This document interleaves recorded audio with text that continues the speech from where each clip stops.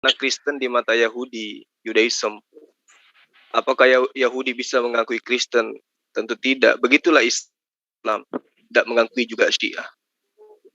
Jadi Syiah yang mengatakan dirinya bagian daripada Islam, layaknya Kristen ngaku-ngaku bagian daripada Judaism. Begitulah Syiah dan Kristen bukan bagian Judaism. Kristen tidak pernah mengaku Judaism. Terus dari mana Kristen itu muncul? Memang bisa nggak Kristen berdiri tanpa adanya perjanjian lama? Zulkifli, kamu kalau ngomong jangan seperti mesin apa, fax. Santai. Kristen itu Kristen berdiri tanpa perjanjian lama. Bukan gak usah begitu. Nipu diri, Petro. Zulkifli, bukan begitu logikanya. Nah, sekarang saya tanya, bisa nggak Kristen berdiri tanpa perjanjian lama? Kenapa tidak bisa? Jujur aja, nggak usah sembunyi-sembunyi. Kenapa tidak bisa? Nah, kalau begitu coba tunjukkan dalilnya di mana perjanjian baru bahwa Tuhannya Kristen itu berdiri sendiri tanpa harus ada perjanjian lama. Kamu itu bicara seperti mesin. Ada nggak? Kamu itu bicara seperti mesin. Enggak, saya cuma mau nguliti kulit kalian aja. Kau tidak berkulit. Masih seperti biasa kamu, Petro. Sadar-sadar juga, udah tua. Kau tidak berkulit. Kristen bukan bagian daripada Judaism katanya. Terus karena itu bicara seperti mesin. Kamu pikir Yesus itu orang Eropa? Iya, kamu goblok kalau menganggap Yesus orang Eropa atau mengira. Ya makanya kalau seperti itu berarti kamu nggak bisa melepaskan diri untuk bagaimana kamu ya menyamar jadi Judaism. Kamu bahlul dalam hal ini. Loh, kok bahlul pula? Memang faktanya gitu kok. Kristen itu ngakunya bagian daripada Yahudi. Murid-murid Yesus katanya orang Yahudi. Tapi faktanya ajaran dari Eropa, dari Romawi, Yunani. Orang Batak. Yang bilang orang Batak siapa? Nah, itu dia makanya. Salah kalau Anda mengatakan bahwa Kristen tidak mengaku dari Yahudi. Kamu udah ngawur kami ini. Ya, kamu ya memang gitu faktanya. Nah, sekarang bisa enggak Yesus itu kalian tuhankan hanya berdasarkan perjanjian baru? Bisa enggak? Kalau kamu menolak dia Islam enggak apa-apa. Klaimmu. Bisa enggak Kristen berdiri tanpa harus cocokologi dari kitabnya Yahudi? Bukan itu topiknya. Bukan itu poinnya. Iya, karena kamu malu ketahuan. Anda kan membahas Syiah. Makanya saya katakan Syiah itu bagi Islam laksana Kristen bagi Yahudi. Nah, tidak benar. sadarlah. Karena Kristen tidak pernah mengklaim diri sebagai Judaism. Iya, karena malu. Padahal dasarnya dari sana. Nah, sekarang perjanjian lama itu kitabnya siapa? Ya, urusannya perjanjian lama dengan Judaism atau non-Judaism. Petro. Sampai kapan kamu menutupi jati dirimu yang sesungguhnya, Petro? Allah Subhanahu wa Ta'ala juga mengaku menurunkan dan menganggap kamu beriman pada perjanjian lama. Tapi Islam bukan Judaism. Ya memang bukan. Tidak seperti kamu yang nyamar-nyamar jadi Yahudi. Siapa yang menyamar? Loh, sekarang kalau Anda tidak nyamar, di kitabmu itu ada perjanjian lama. Itu dari mana itu? Dari mana itu perjanjian lama? Kenapa ada bisa di dalam kitabmu, Petro? Dari mana kamu ambil itu perjanjian lama? Dari mana? Kenapa larinya kalau Subhanahu wa Ta'ala? Kalau sudah hanyut aja. Gak usah cari pelampung. Larinya kalau Subhanahu wa Ta'ala. Udah ketahuan agamanya, ambil kitabnya orang. Dari dulu sudah bertahun-tahun, Petro begini aja terus ilmu. Tetapi tidak berarti kamu menjadi Judaism, Bahlul. Nah, sekarang saya tanya, kenapa ada kitab Judaism dalam kitabmu? Saya jawab. Kenapa bisa? Saya jawab. Ya, silakan. Saya jawab. Baik. Perjanjian lama dalam kitab saya. Allah Subhanahu wa Ta'ala mewajibkan kamu beriman kepada kitab-kitab sebelumnya. Perjanjian lama. Kenapa? Apa nyambungnya? Nyambungnya di mana?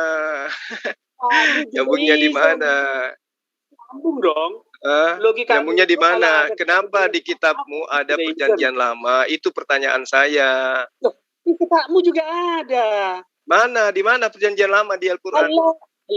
Allah menurunkan Taurat, Zabur, dan nggak nyambung pula kau, Petro. Saya perhatikan komen-komenmu di WA begitu aja terus menghujat, menghina, tanpa kamu sadar diri kamu itu siapa, Petro. Dibilang pengikut Yesus bukan, dibilang orang Yahudi bukan. Kamu pengikut siapa? Insya Allah, Petro. Kamu pengikut siapa? Sudah tua masih juga nyamar-nyamar, Petro. Gak bisa kamu jawab kan? Kenapa di kitabmu ada kitabnya Yahudi? Kenapa? Kamu mengaku pengikut Sri Baginda Rasulullah. Sri Baginda mengajarkan agar kamu beriman kepada Taurat, Injil, dan Zabur. Iya, berimannya itu dari segi apa? Memang kitabmu ada Zabur? Memang kitabmu itu Torah? Emang kitabmu Injil? Ayo. Emang yang kami diperintahkan itu beriman kepada gospel? Iya. Injil gospel, Bahlul. Lembaga Alkitab Indonesia itu melakukan penipuan dengan membungkus kitab kamu dengan kata Injil. Injil is gospel. Wah, mau muntah. Injil is gospel. Ngaur. Injil yang dimaksud Al-Quran itu adalah ajaran Yesus, bukan ajaran Lukas, bukan ajaran Markus, Matius, dan orang yang menulis di Pulau Patmos. Petro. Dari dulu kayak Metro Mini kamu ini. Metro Mini mundur, jatuhnya ke jurang. Gak ada ilmu, cuman menghujat aja terus kerjamu. Giliran ditanya kenapa perjanjian lama ada di dalam kitabmu, nangis. Larinya ke Allah Subhanahu Wa Taala, gak nyambung. Kamu hanya mesin. Kamu saya bilang daftar aja jadi muridku juga gak mau. Keras kepala dari dulu. Padahal ilmumu begini-begini aja terus. Ambil terjemahan dari kitabnya orang lain, baru diklaim itu kitabnya. Kamu diberi kitab terjemahan sama Allah. Itu aja terus kau ngomong, dikasih terjemahan. Rasulullah Muhammad SAW menerima Al-Quran dengan menggunakan bahasa Arab. Kitab kami sampai hari ini masih bahasa Arab. Ya, kami tidak mengimani Al-Quran yang terjemahan itu sebagai kalamullah. Yang berbahasa Ibrani, tiba-tiba berbahasa Arab. Iya, karena Allah sedang berkomunikasi dengan nabinya yang berbahasa Arab. Gitu. Allah SWT. Kamu yang pantas jadi umat terjemahan. Kitab saya Al-Quran. Saya Al-Quran. Ucapan Nabi berbahasa Ibrani diterjemahkan Nabi saya bahasa Arab. Saya yang juga kamu terima berbahasa Arab. Nah kamu Yesus itu bahasa Aramaik. Kitabmu bahasa Yunani. Nyambungnya di mana? Kenapa tidak mungkin? Nyambungnya di mana? Yesus bahasa Aramaik. Eli, lama sabaktani.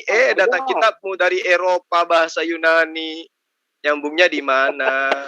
Serba topeng. Bahasa Yunani. Namanya Yesus diambil untuk melegalkan ajaran paganisme Yunani.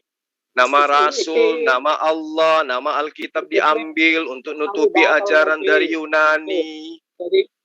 Dari dulu begini aja terus kamu Petro. Daripada kamu bertakiyah, Jul, batal puasamu loh. Seharian kamu apa batalnya?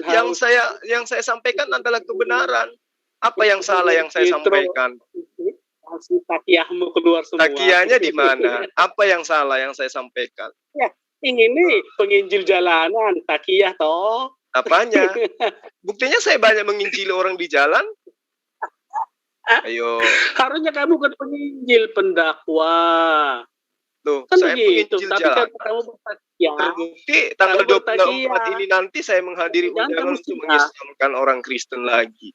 Dan itu akan disiarkan secara live di Geraha Mu'allaf. Jadi tidak ada yang di situ. semua fakta. Nah, sekarang yang saya tanya, kenapa ada kitabnya agama lain nyantol di kitabmu Perjanjian Lama itu? Enggak masalah. Artinya kami adalah penerus agama itu. Oh, penerus pula. Aduh, agama itu masih ada sampai hari ini. Agamamu mengaku penerus agama lain. Tidak ada di situ agama saya penerus. Agama saya meluruskan ajaran Allah yang pernah diwahyukan kepada para nabi, yang dibengkokkan oleh serigala-serigala, yang tadinya adalah utusan Tuhan dibengkokkan menjadi Tuhan, yang tadinya Injil dibengkokkan menjadi Gospel, yang tadinya Mesias palsu dibengkokkan menjadi Rasul. Itu yang diluruskan oleh Al-Quran. Gitu. Jadi kamu belajar lagi, jangan nipu diri sendiri, Petro. Belajar lagi. Ketahuilah bahwa Tuhanmu tidak bermata satu. Itulah Al-Masih yang sejati. Al-Masih palsu itu Dajjal, bermata satu. Terus kamu bermata berapa?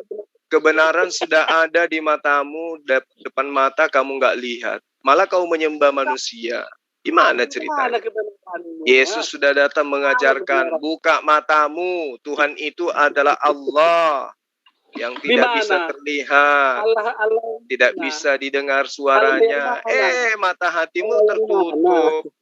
Jadi kamu hanya satu mata, tidak bisa melihat kebenaran. Saya sudah menutup mata saya. Itu pun kamu mendengarkan kata Allah hanya dari Lembaga Alkitab Indonesia. Coba di luar negeri yang tidak menggunakan bahasa Indonesia, gospel buatan lain itu tidak menyebut nama Allah. Di Indonesia ini aja latah, ikut-ikutan. Ya karena bukti bahwa Allahmu dan Allah tidak sama. Lah, namanya aja Allah. Kamu aja rampok dari Al-Quran. Itu aja sudah ambil dari Al-Quran. Kalau di Yahudi, ambil ajaran Yahudi.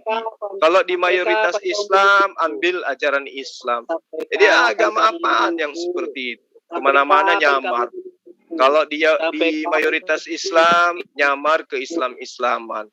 Kalau di mayoritas Yahudi, nyamar Yahudi-Yahudian. Agama apaan itu seperti itu? Cerdikas percaya diri. Iya. Seperti ular, seperti merpati. Nyamar di mana-mana. Kalau mayoritas Hindu, mereka nyamar Hindu.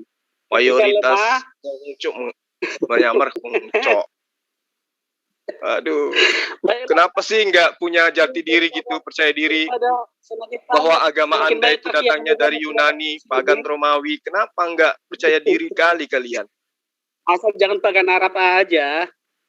Lah, memang kami dari Arab, agama kami dari Timur Tengah. Lah, kamu itu agamamu dari Barat, ngapain nyebrang ke Timur Tengah?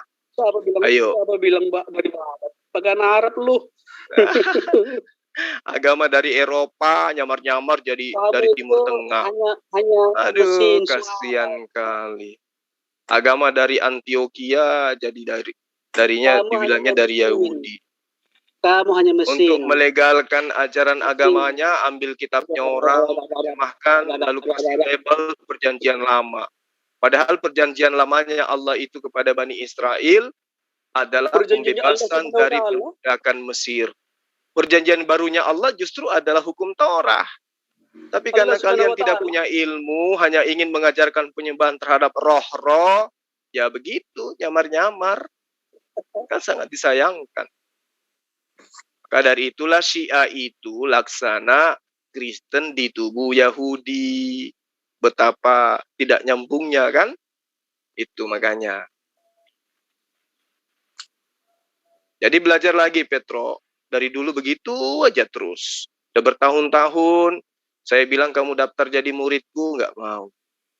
Gimana itu? Banyak bisanya menghujat, mencaci maki, tabrak sana, tabrak sini. Kapan pintarnya? Ayo, belajar, ikut sama saya. Mumpung bulan puasa.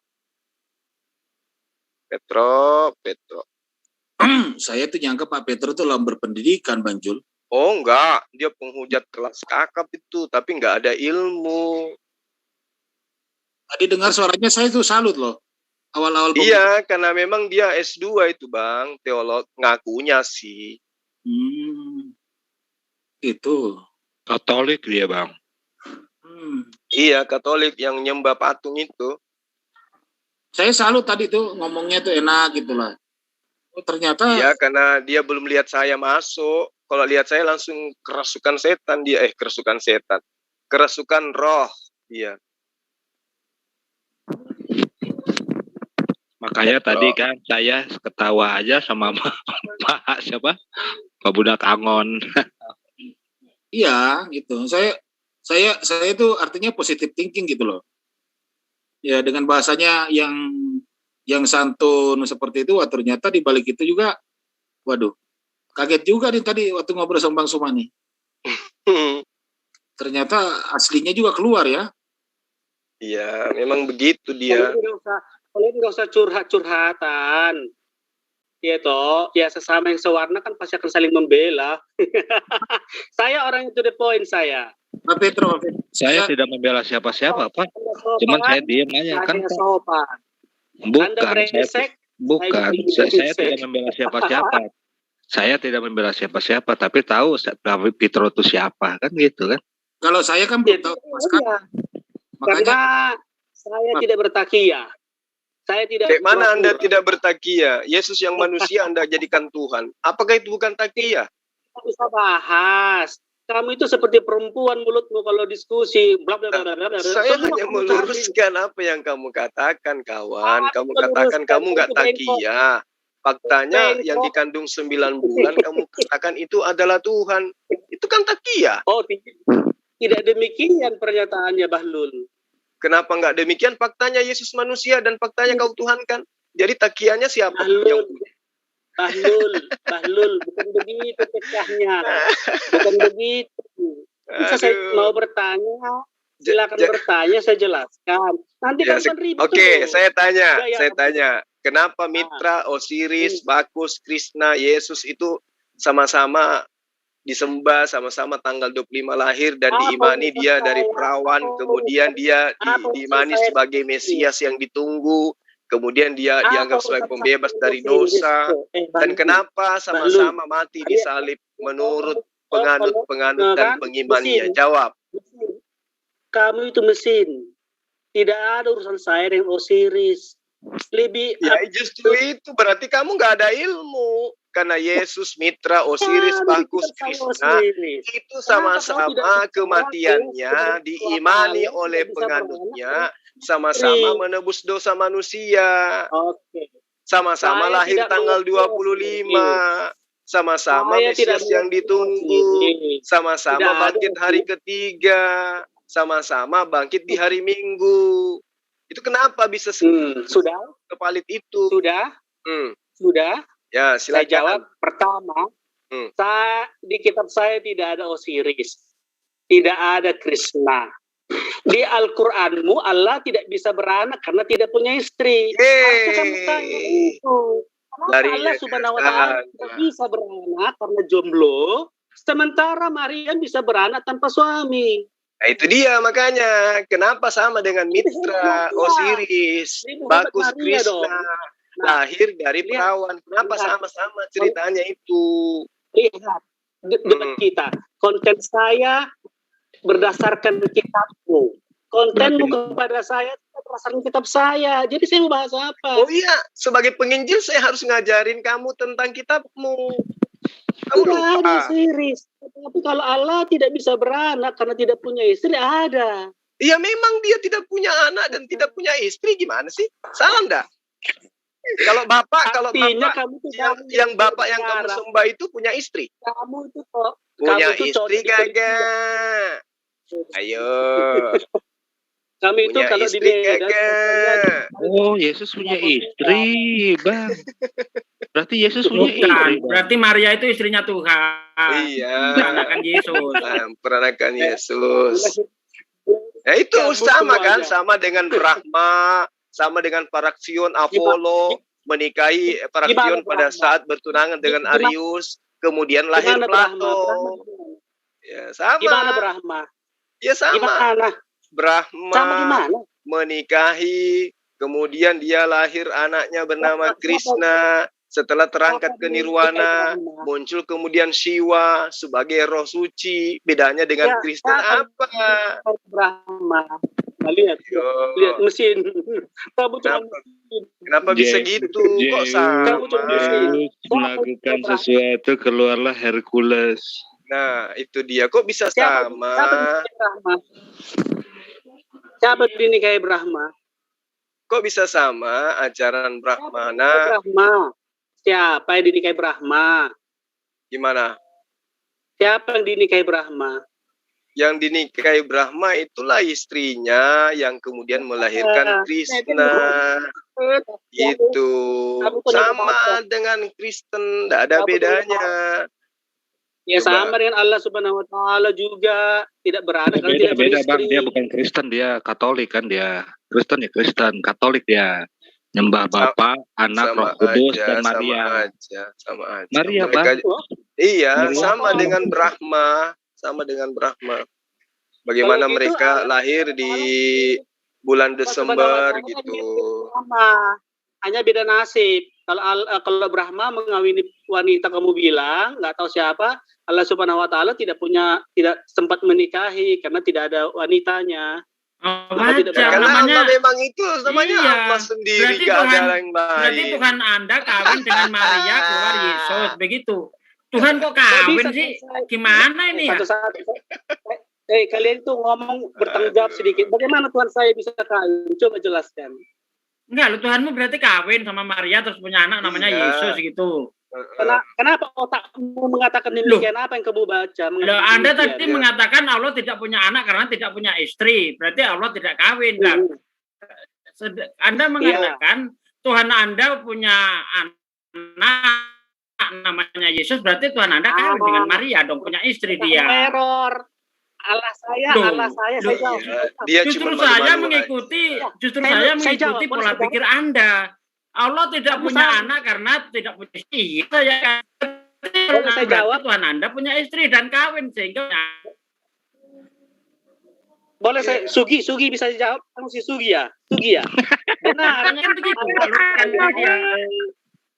Saya. Jadi kalau sudah ketahuan gitu. Allah saya. Emang di kitab Yunani ada kata Allah. Terjemahan. Emang di dalam bahasa Yunani ada kata Allah.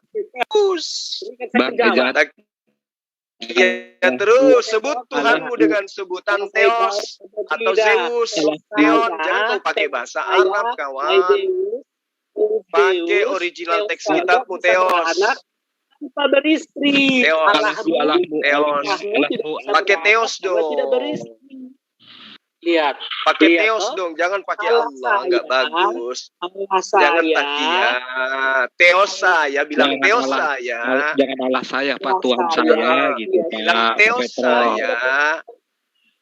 Theos saya, jangan bilang Allah. Allah itu bahasa Al-Quran. Bilang Theos saya. Theos kan bahasa Yunani. Original kita. Ayo. Mau saya jawab? Theos saya. Kan kamu menghina Allah. Kenapa kamu ambil namanya? Kamu menghina Allah, tapi kamu rampok namanya. Kan kasihan, bikin malu. Katanya Allah itu bukan Tuhan, tapi namanya dirampok. Gak punya wajah kamu rupanya, Petro. Bilang aja Theos. Sama bunyinya. Ya, bagaimana kemudian kamu mengatakan Allah kita beda, sementara Allah itu adalah satu-satunya Allah. Itulah pencipta kami. Kenapa kamu ambil namanya Allah? Kan nggak punya malu, kamu nggak punya otak. Lulusan S2 tapi nggak ada ilmu.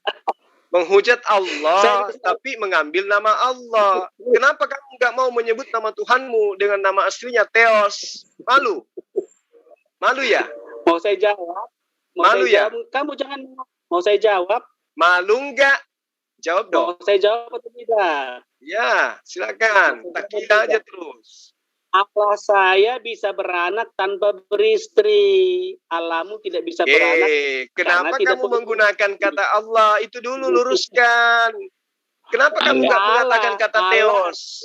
Nah, jadi Tuhan kenapa nggak menggunakan teos? Kenapa? Kamu malu? Tuhannya si Petro amuba membelah dua. Bukan malu ya. Malu nih.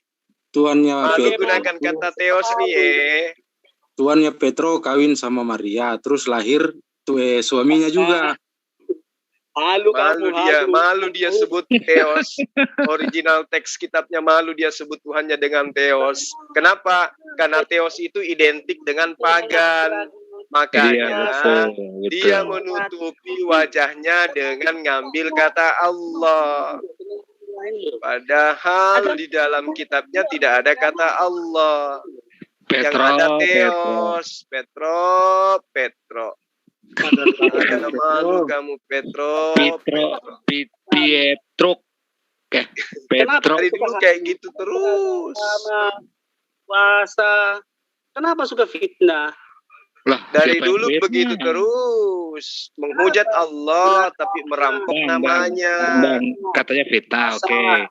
Coba tanya Bang Juma tanya Inji Allah, kata Allah itu dari mana? Coba Petro. Dari mana? Ayo Petro Mini. Allah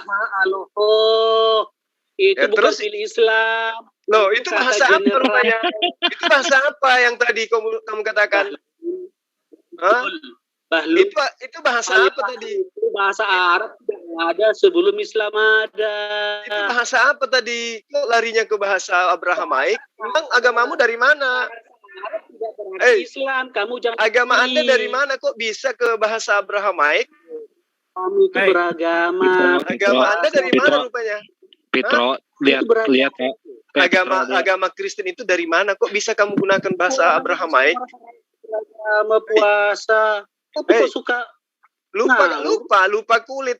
Ya, lupa kulit ya. Enggak, kami udah berbuka, Petro, tenang aja. Makanya kami nyantai udah berbuka ini. Jadi enggak akan ampun, menghujat Allah tapi mengambil nama Allah. Subhanallah. Di mana lah otaknya orang ini ya Allah? Betapa dahsyat kutukanmu terhadapnya sehingga dia tidak bisa menggunakan akal sehatnya ya Allah. Menghujat namamu tapi menggunakannya juga ya Allah. Malu dia gunakan kata teos ya Allah. Kenapa lah kau ciptakan manusia seperti Petro ini? Andai kau ciptakan saja dia jadi batu tawas adalah lebih baik ya Allah. Daripada kau ciptakan dia menghujatmu tetapi dia gunakan juga namamu untuk menyebut Tuhannya yang berhala itu ya Allah.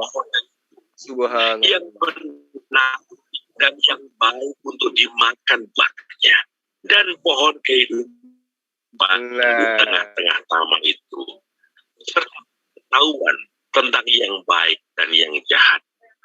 Ada sungai mengalir dari Eden untuk membasahi taman itu. Aduh, kitabnya lagi orang Bani Israel dia ambil terjemahannya. Agama apalah ini, suka-suka kali kitabnya orang diambilnya. Gak ada percaya dirinya ya Allah. Kitab Kejadian lagi yang diambil dari kitab agama lain. Masya Allah, Petro. Kenapanya agama Kristen itu diumpetin terus? Kamu tutupi dengan ajarannya Bani Israel. Sementara Kristen itu asalnya dari Eropa, Petro. Kapan sehatnya kamu, Petro? Petro, kapan sehatnya? Kenapa harus gunakan kitabnya orang? Ayo Petro.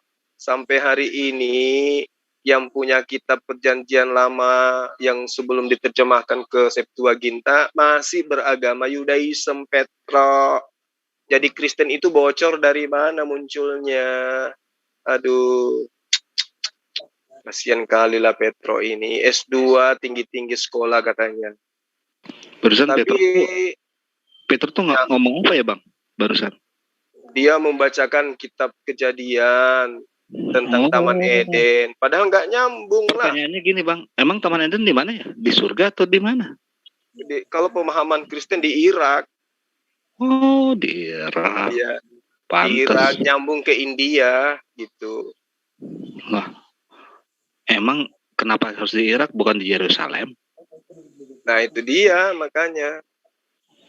Bisa jadi ke depannya. Surga siapa tadi Pak yang di Irak Pak? Saya udah mendengar tadi putus-putus. Ada sebagian Kristen yang mengatakan Taman Eden itu antara Irak dan India. Oh gitu. Dilihat dari nama sungai yang 4 itu. Sungai apa sih? Sungai Efrat bukan? Efrat, ya. Itu kan adanya di daerah situ. Irak udah dihancurin sama Amerika tuh Pak. Itu dia. Pernah dulu saya tanya, kalau di sana Taman Eden mana bekas pohon ilmu pengetahuan itu? Katanya tenggelam dengan Bahtera Nuh. Terus herannya gini Bang, makan buah itu Anda akan mati, kata ular ya Bang ya. Iya, tapi kan enggak mati. Iya, berarti bohong masih dong. Hidup 700 tahun kemudian. Berarti takiyahnya udah dari dulu. Iya, takiyah memang. Nah, mana Petro? Mau dikasih jadwal Petro biar dialog dengan teman-teman saya di sini. Tapi kamu takiyah sih gimana ya? Aku tadi lihatnya mau diskusi sama beliau. Tapi ternyata waktu keluar aslinya juga ya. Iya, kalau saya nggak bisa dikibulin sama dia. Makanya tadi masuk itu aku ketawa aja Bang Peta. Kenapa? Biarkan Bapak Peta tahu sendiri, jangan kami yang ngasih tahu Bang. Iya, kalau kau ngasih tahu nanti sangkanya kami fitnah. Kami nggak fitnah. Saya baru tahu kalau takiyah itu topeng kemunafikan kaum Syiah. Nah, salah satu akidahnya Dimas itu, akidah mereka itu takiyah. Oh iya, saya baca nih, lagi searching. Mana takiyah ini apa ini? searching. Iya Bang. Berarti keimanannya Katolik itu Allah itu adalah Yesus ya? Iya. Berarti Yesus melahirkan Yesus juga begitu. Nah itu dia, saya juga pusing tahu mereka itu. Aneh ya. Terus tanya Bunda Maria siapa gitu. Oh sebentar, kalau Katolik itu bukan Bapak ya? Bapak juga. Tapi Yesus juga dikatakan. Jadi gini, Dimas, kata Allah, supaya Dimas kan agnostik. Kata Allah ini baru muncul dari tahun 2000-an, Dimas. Sebelumnya bukan kata Allah. Iya, Bapak. 2000-an setelah siapa tuh, Pak? Setelah Musa atau sebelum Musa? Bukan tahun 2000 sekarang, tahun 2000 Masehi. Berarti kan tahun sekarang 2000 kan? Oh iya. Kata Allah itu keluar karena supaya menyerupai keislaman gitu, kata Rasul. Di mana bahasa aslinya Rasul nggak ada. Oh, itu terjemahan ya Pak ya? Bukan teks asli ya? Oh, bukan teks asli ya, bukan itu. Bukan terjemahan juga. Cuma dicopot dengan bahasa Arab. Bahasa Arab. Bukan proper name gitu ya? Bukan proper name ya? Bukan ya. Jadi gini Dimas, kata Allah dalam Kristen Timur Tengah itu proper name. Kata Allah Kristen Timur Tengah proper name. Proper name, bukan generic name. Tapi di Indonesia jadi generic name. Sifat gimana sih? Kan jauh. Ngerti kan, Mas? Ya, ngerti. Nanti kalau takiyahnya gini, ini kan dibawa dari Timur Tengah, Kristen dulu. Iya benar. Tapi di Timur Tengah itu Allah itu proper name, bukan generic name. Begitu, Bos. Jadi Kristen di Arab itu menyebut Yod-Heh-Vah-He dengan sebutan Allah. Iya Pak, sempat bingung soalnya kemarin waktu pas diskusi .php ya, waduh ini banyak banget ya, apa proper name, apa nama samaran, apa bingung. Sempat Jadi itu bingung sih. kesetaraan antara penyebutan .php itu dengan alif lam lam ha dalam bahasa Arab. Itulah kelebihannya Islam di Mas, bahwa di penjuru dunia nama Allah, Inggris kayak mau bahasa kayak semua. Ya tahu sih kalau di Islam Allah ya udah Allah gitu. Mau nanya Pak, kalau 99 nama Allah itu termasuk proper name bukan? Itu sifat ya. Berarti kayak Yahudi juga ada atau apa sih? Ya, Elohim atau itu terus ada 9 kan, saya buka di Wikipedia. Sifat berarti ya? 10 ya, itu sifat yang melekat pada diri Allah seperti Maha Kasih, Maha Sayang. Ampun. Kalau di Yahudi 73 ya? Tadi di Wikipedia ada 9. Enggak tahu deh. Kalau dia ya sekitar 80 kurang lebih 90.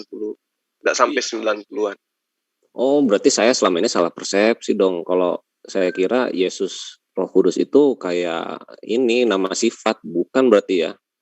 Kan. Manusia itu. Karena saya mikirnya firman gitu. Apa diskusi itu gitu. Jangan ditanya Bang Juma. Tanya Bang Juma Dimas, apa kata firman itu? Dari mana kata firman itu? Coba tanya orang Kristen definisi firman itu apa? Pasti nggak jawabnya muter-muter. Pasti muter-muter jawabnya. Kalau Bang Dimas ini keyakinannya apa dia? Agnostik Pak. Jadi dari saya percaya Tuhan. Juga? Bukan. Memang lahir dari agnostis atau pernah punya keyakinan lain? Lahirnya di Islam, cuman saya nggak pernah belajar agama Islam dari kecil. Jadi ngikut-ngikut doang gitu. Waktu SMP ya saya sempat mikir, Tuhan itu ada nggak ya? Kalau Tuhan itu ada, siapa yang menciptakan Tuhan? Waktu SMP itu labil-labil. Tapi udah kuliah sih. Jadi gini Bang Juma, Dimas ini dulunya ateis dulu, baru ke agnostik gitu. Tapi katanya Islam. Lahirnya Bang. Pak by default agamanya Islam, tapi saya selama hidup sih jarang banget ngelakuin apa sih kayak ibadah-ibadah di Islam, bahkan nggak pernah. Kalau waktu SD sih ngikut-ngikut sholat. Di kota mana rupanya Bang? Bandung. Cuman saya juga waktu itu sholat juga kan bingung apa yang di sholat kemana, pikiran saya main game gitulah. Sempat mikir ngapain ya. Saya belajar. Intinya sering mempertanyakan sih Pak. Sering ada pertanyaan-pertanyaan yang muncul. Makanya pas kemarin saya COVID, isolasi mandiri, ada yang share link. Judulnya tuh di Zoom-nya itu Islam, Yahudi, Kristen. Saya pengen tahu, masuk aja terus kayak gitu. Belajar lagi. Dengan awal istri dan mengandunglah perempuan itu, lalu melahirkan Kain. Maka kata perempuan itu, aku telah mendapat seorang anak laki-laki dengan pertolongan Tuhan. Masih mutar kisahnya kitabnya Bani Israel. Masih sakit hati Saudara Petro ini. Enggak gini Bang, kita udah tamat itu dia masih jawabnya gitu juga. Tuhan sebagai korban persembahan. Diminta aja tuh Kasihan si Petro. Petro kalau mau belajar yang jujur, jangan malu-malu. Bahannya itu. Saya siapkan waktu untuk Anda. Mau dialog juga boleh. Lalu tapi pakai akal. Jangan pakai takian. Firman Tuhan kepada Kain. Mengapa? Kita aja kamu. Kenapa Bang? Apa tidak akan engkau berbuat baik, tetapi jika engkau tidak berbuat baik, kitabnya Bani Israel diambil, dicomot, diartikan, dimaknai seenak udel. Gak malu apa ya? Marilah kita pergi ke padang. Ketika mereka ada di padang, agama takia. bicara aja, nggak usah putar-putar begitu. Kalau mau bicara. Dia mau ngomong apa? Kesambar sama Zuma kok dia ngomong. Jangan ngomong takia terus. Pastinya, saya hargai Anda itu tadi di sini. Saya hormati Anda, tapi caranya itu kamu lebih keluar aja dari sini kalau begitu cara itu. Petro, gunakan kitabmu sendiri napa? Jangan pakai kitabnya agama lain napa? Kamu putar cerita tentang Yesus ditampar, diludahin, diseret, dibunuh di atas tiang. Itulah yang kamu ceritakan di sini. Jangan kitab Kejadian. Aduh. Ya kamu bahas tentang duluan mana diciptakan kandang ayam atau Yesus. Ngapain kau bahas kitabnya agama lain? Ya, mending itu yang kamu putar. Kita pingin dengar. Detik-detik Yesus dilahirkan. Nah, itu yang perlu kamu bahas di sini. Jangan kitab Kejadian, wong itu kitabnya agama lain kok. Tentulah. Tandang domba. Agama takia. Pakai topeng aja terus. Menutupi kekristenan dengan menggunakan kitabnya Yahudi. Aduh. Itu yang saya heran, Bang. Saya heran, Bang, itu. Katanya Yesus itu dari lahirnya itu sudah menjadi Tuhan. Tapi dari umur 1 tahunnya sampai yang keberapanya itu kok nggak ada dia punya ini yang dituliskannya. Iya, mungkin malu kan karena pada saat itu Yesus berumah tangga. Iya, punya anak. Bahkan poligami. Makanya kitab Filipus itu gospel Filipus, gospel Maria, mereka nggak pakai. Barnabas mereka nggak pakai. Kenapa? Karena kitab-kitab itu menerangkan tentang Yesus berumah tangga. Kitab Barnabas juga nggak ada. Iya. Padahal Barnabas itu adalah orang yang dekat kepada Yesus. Bahkan Barnabas itu adalah nabi menurut kitabnya. Tapi tidak ada ajarannya kan, kasihan. Itu kan ya. Dilibas aja habis kok suaranya hilang dia. Memang dia ini kasihan S2 tapi gak ada ilmunya ya kayak gitulah, mau kayak mana lagi coba. Daripada gila. Ya itu Daeng. Dia lulus itu. Mau saya tambahin dari S3. S2 SMP kali maksudnya. Paus di mute dong itu, di mute. Waduh.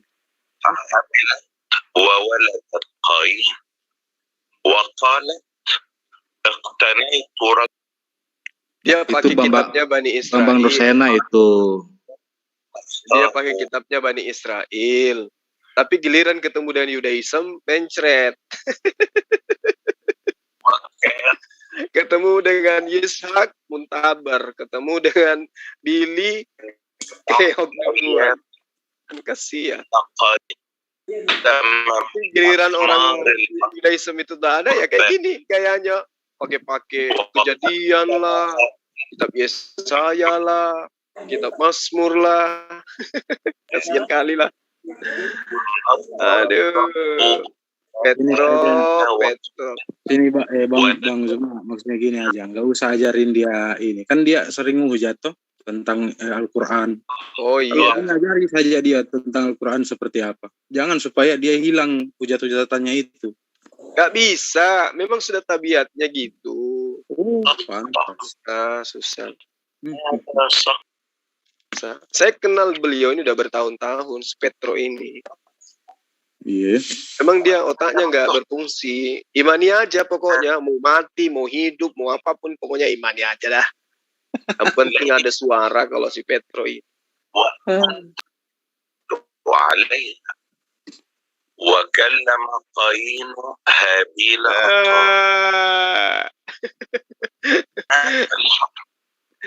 Kasihan kali lah. Kalau di Islam mereka nyamar-nyamar Islam. Kalau di Yahudi mereka nyamar-nyamar Yahudi. Gak pernah dia tampilkan jati dirinya yang asli, bahwa Kristen itu original kitabnya adalah bahasa pagan, bahasa Yunani. Gak berani mereka. Aduh. Jadi mereka ini adalah warisan orang sakit hati lah. Iya. Ular meludak Bang ya. Iya. Jadi dia sudah gondokan itu. Dia mau mencari kelemahan Islam nggak bisa. Mau menyamar seperti Yahudi nggak bisa.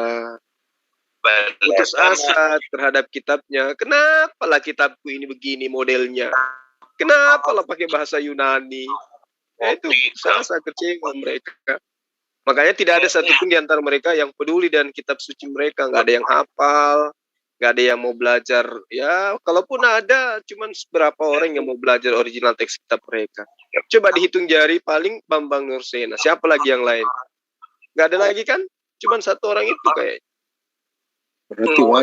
Ini yang di ininya buka apa? Yang di ininya Bambang Nursena ini. Iya. Makanya saya bilang tadi wajar kalau di Eropa gereja-gereja tidak ada umatnya. Pemuda di Eropa itu udah ninggalkan gereja. Oke, Pak Fitro, daripada kayak gitu-gitu ngomong tuh ada Bang Juma, monggo silakan. Kita sudah kasih panggung tapi caranya begitu. Bagian Bang ya, di mute saja. Ya. Di mute saja dia punya itu. Wa rafaqain imra'at fahabilat wa waladat Hanuk wa kana yabni madinatan. Ya pikir mungkin kalau dia udah putar-putar kayak gitu kita tergugah. Ya pikir wow gitu loh. Dia lupa kalau kita ini Islam. Wa mahu ya'ilu walad Bang Petelempu. Sya'ilu walad alam. Ini Pak Fitro dia tuh baca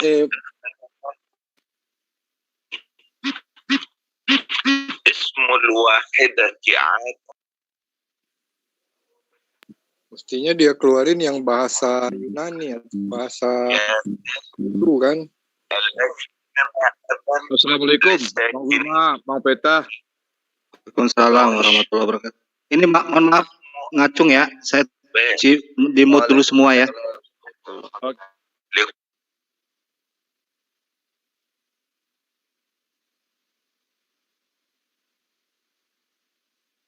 Bang Juma, buka Bang Juma.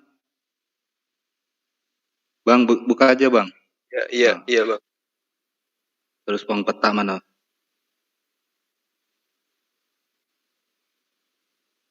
Tadi ada yang Kristen yang saat itu mana ya? Sebentar Bang. Ini yang lain dibuka sendiri ya. Ya.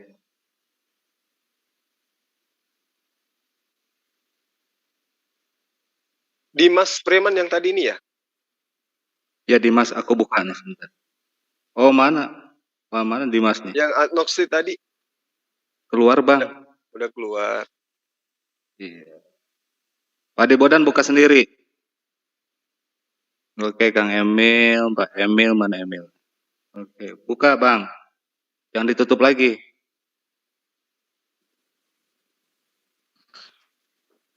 Wah, di sini ada Andi Persapuan rupanya.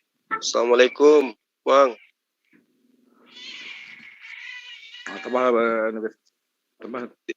Dia kecilin kayaknya.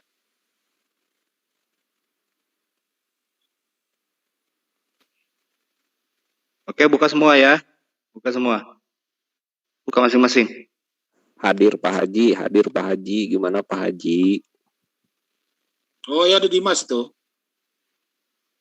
Siap Pak Haji. Buka masing-masing. Om Emil, buka Om Emil.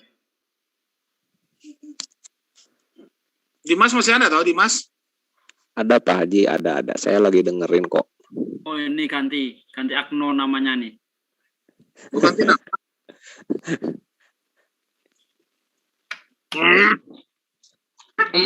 Keluar dia Bang. Dia biar aja, ngapain mau Fitro keluar ya. Jadi dia tuh memang penghujat dari dulu tuh kayak gitu terus gayanya. Saya sebenarnya tadi mau ngobrol nyantai dulu, mau tak giring. Bang Suma masuk skak, ya udah. Nggak bisa dikasih panggung orang kayak gitu. Kalau dia mau berdialog, bagus Bang. Tapi pasti menghujat ujung-ujungnya. Assalamualaikum warahmatullahi wabarakatuh, Pak Andi Petapuang. Waalaikumsalam. Waalaikumsalam warahmatullahi wabarakatuh. Mohon nanya, Pak admin Zuma itu Pak Zulkifli M. Abbas ya? Iya, saya sendiri ya. Oh, saya sempat bingung ini admin Zuma. Kalau admin bukan saya. Saya yang ini, yang Zulkifli M. Abbas. Penginjil jalanan. Bang Yan, bagaimana cara bikin foto kayak gitu, Bang Yan? Hah? Bang Andi Petah. Assalamualaikum, Bang. Waalaikumsalam. Alhamdulillah. Di sana. Alhamdulillah.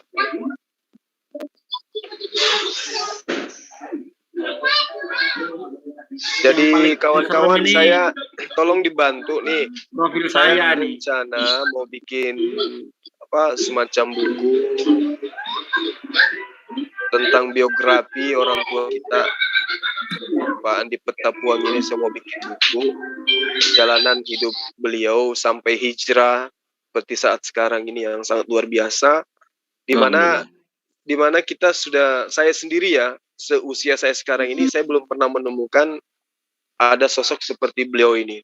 Allah Akbar. Beranjak dari pengalaman saya itu tahun 2017 itu saya ditawarin untuk menjadi salah satu ketua organisasi Islam di Sulawesi Selatan itu. Nah, itu saya sudah umumkan ke khalayak banyak pada masa itu. Diumumkan kemana-mana sampai ada dari beberapa pejabat di kota ini yang ingin gabung waktu itu. Bahkan mantan wali kota juga ingin bergabung waktu itu. Nah, lalu kemudian saya mengakrabkan diri ke salah satu organisasi ternama di kota ini, ya. Lalu kemudian saya diundang untuk memberikan materi. Kemudian saya sempat membawa beberapa orang yang mau disyahadatkan di yayasan mereka. Dan pengurus-pengurus yayasan ini adalah orang-orang ternama, profesor, ya, dan guru besar di Universitas nomor wahid di kota ini, di kota Makassar.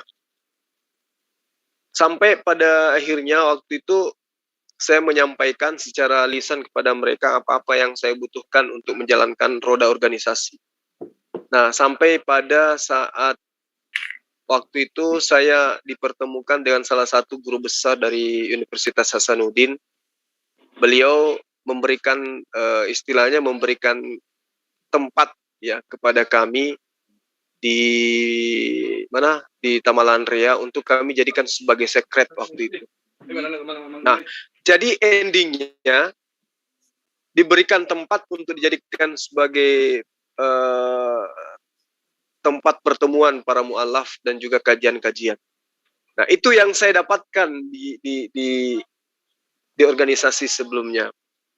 Tapi di sini ya, saya hanya sedikit menyampaikan, bahkan kalau saya tidak salah dengar, menurut catatan yang saya sudah hampir 2 halaman ini, di situ saya tuliskan sosok orang tua kita ini mencari dan mengejar nomor HP saya gitu loh. Untuk apa? Bukan untuk memberikan tumpangan, bukan untuk memberikan sesuatu yang sifatnya sementara, tetapi dia menginfakkan. Dan dia katakan, apa yang saya berikan ini bukan punya saya, kata beliau. Allah. Ini dari Allah, bukan punya saya. Takbir. Nah, Allah Akbar. Nah, sekarang gini, Akhina, coba kita bayangkan ya. Tadi siang saya ditelepon dari teman dari Belanda. Lalu kemudian dia sampaikan ke saya, tolong doakan anak saya ada seperti ini, ada seperti ini. Nah, yang ajaib di sini, sahabat-sahabat, dari negara ini ada juga yang ngechat saya gitu loh, dengan hampir kejadian dan cerita yang sama. Hampir ceritanya sama gitu loh. ternyata teman-teman kita yang ada di luar sana itu banyak di antara mereka yang selama ini dilucuti dengan misionaris gitu loh. Ada yang anaknya diambil kemudian dinikahkan secara non-Islam, lalu kemudian ya kayak gitulah ceritanya. Belakangan baru orang tuanya tahu bahwa anak saya ternyata telah dinikahkan secara non-Islam. Akhirnya dia murtad. Nah, alhamdulillah sahabat kita yang ada di sana itu mampu mengislamkan kembali anaknya. Nah, tadi dia juga ngechat ke kita. Sampai chatnya itu saya tembuskan ke grup YPM 5. Dia memberikan sedikit infak.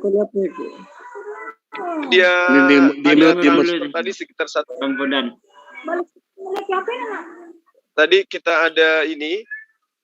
Saya terima chatnya beliau, bukti transfer 1,7. 1,7 ini adalah sesuatu yang sangat luar biasa bagi kita. Bukan begitu, sahabat-sahabat? Betul. Luar biasa, bukan? Nah, luar biasa. Yang ingin saya sampaikan di sini, orang tua kita ini bukan puluhan, bukan ratusan. Miliaran. Ya, miliaran, coba. Allah. Lalu kemudian, waktu saya dampingi beliau ke salah satu bank ya, dia katakan kepada saya, kamu adalah saudara saya. Cukup kamu yang tahu bahwa angka yang ada di dalam buku tabungan saya ini, insya Allah akan saya gunakan untuk di jalan Allah semua. Saya sampai tidak habis apa ya? Tidak habis pikir ini mimpi atau apa ya? Allah. Nah, pernah dulu saya ditelepon sama teman, mungkin Ahisugi masih ingat. Dia juga mau berimpak sekian angka yang sama. Tapi sampai hari ini ya boleh dibilang hanya ya apa ya, niatan baik ceritanya gitu. Tapi ini betul-betul Allah. Ini niatnya betul-betul, waduh, saya bilang berdosa saya kalau tidak mendoakan beliau setiap saat. Bahkan ada kata-kata Bang Sumaya, kalau bisa 5 menit selesai. Iya. Kalau bisa 5 menit selesai. Saya tidak mau terbebani dengan pikiran itu. Bayangkan, harusnya kan yang mikir itu kita. Iya, betul. Bukan dia. Tapi dia yang pikir. Saya tidak mau orang ini berpikir bahwa jangan-jangan ini hanya ilusi, hanya mimpi. Saya mau hari ini juga. Kalau bisa hari ini juga selesai. Merinding saya dengarnya nih. Ceritanya, akhi, saya yang dampingi beliau, ambil dananya, saya yang hitung duitnya, saya yang masukin ke rekening saya. Jadi dari rekeningnya beliau ke rekening saya. Lalu dari rekening saya ke yang punya rumah gitu loh. Oh gitu, ya. Karena yang punya rumah besok baru nyampe ke Sulawesi. Allah, luar biasa, subhanallah. Masih ada gitu loh orang yang kayak gini gitu ya. Allahu Akbar. Terus kemarin lagi gini. Ya, gimana, Hi? Itu tadi yang transfer 1,7 itu yang dari Belanda gitu. Ya, 1.700.000 betul. Mantap. Dan itu sudah luar biasa besarnya, bukan? Iya. Betul, Bang. Masuk ke rekening YPM di YPM 5 Makassar. Allah. Itu udah besar kali. Nah, alhamdulillah. Ini 1,7 udah besar kali. Ini 1,1 M. Ya Allah. Sudah gitu dilihatkan lagi butabnya nih, semua saya persembahkan untuk agama Allah. Jadi sekarang itu akhi, dia membentuk sebuah yayasan, kemudian dia akan buat masjid baru lagi di antara sudah banyak rumah Allah yang dia bangun. Dan yang membuat saya terharu gitu loh, dia tidak pernah tampil. Bayangkan. Allah. Apa bisa kayak kita ini ya, yang tiap hari petantang-petenteng bawa asma Allah. Apa mungkin bisa kayak beliau itu ya? Coba. Yang tahu kalau dia yang membangun masjid itu hanya satu orang. Ya itu Allah, pun hanya bendahara. Jadi dia datang, dia datang jadi jemaat biasa di situ, nggak ada yang tahu kalau orang ini yang Nah, ini ada cerita lucu ya. Ini juga bagian dari rangkaian yang saya tulis. Mungkin dari 1.000 orang, Bang. Ini supaya sejuta orang. Sejuta orang lah. Kalau 1.000 orang masih sedikit. Sejuta orang cuma satu orang ini.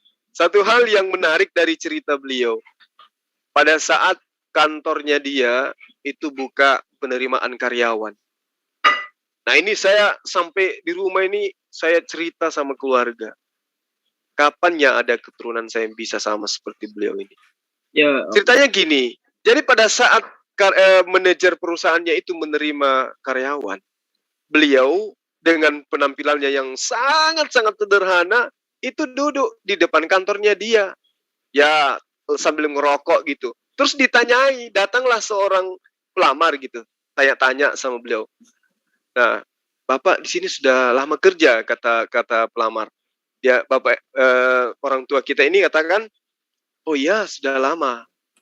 Sebagai apa Pak? Saya di sini sebagai cleaning service.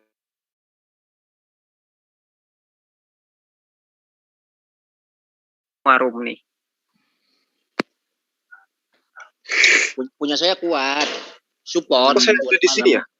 Assalamualaikum. Habis roomnya. Hah? Aduh. Assalamualaikum, ntar mau aku reset. Waalaikumsalam. Kok saya ada di bawah Roh Kudus ke sini? Lagi cerita, mau aku reset. Lagi asik-asiknya loh. Masya Allah. Bang Juma nanti setelah selesai ini kita bahas lagi, Bang. 5 menit lagi lah, 5 menit lagi. Yuk reset ya. Kaget gitu. Bang Juma. Jangan bilang begitu, jangan bilang kaget. Aku nanti terkaget-kaget nanti. Bang Juma, Ustaz Gurunda. Soalnya tadi lagi khotbah saya tadi. Bentar, ini daripada nanti mau ketinggalan nih terawehan, aku reset dulu lah. Ini tadi jam 5, Bang. Bang Juma. Kesibukan. Ya. Bang Juma. Untuk tadi dakwah tadi cerita barusan. Aduh. Kalau bisa diutama aja, Bang. Nanti. Anu ya, langsung ku reset. Ketemu sekitar 5 menit lagi lah. Tak cepetin. Assalamualaikum warahmatullahi wabarakatuh. 5 menit lagi kita ketemu. Waalaikumsalam warahmatullahi wabarakatuh.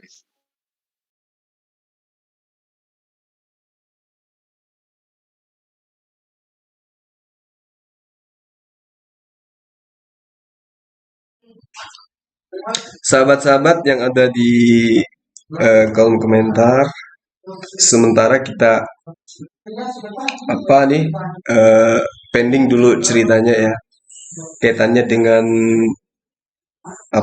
saudagar kita yang orang tua kita lah, boleh saya katakan seperti itu, yang telah memberikan segala sesuatunya untuk kita gunakan sebagai kendaraan di dalam berdakwah.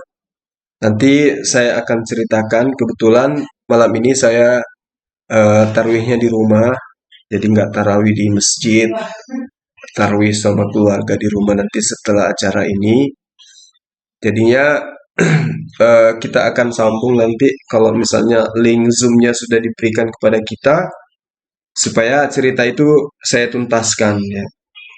Saya ingin membuat sebuah buku, rencananya membentuk sebuah cerita biografi tentang si Fulan ini, karena saya sangat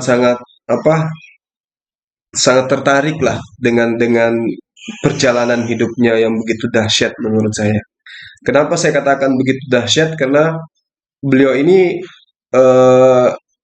sudah pernah merasakan semua apa yang ada di dunia hitam, dunia gelap. Dia udah pernah rasakan. Dari sanalah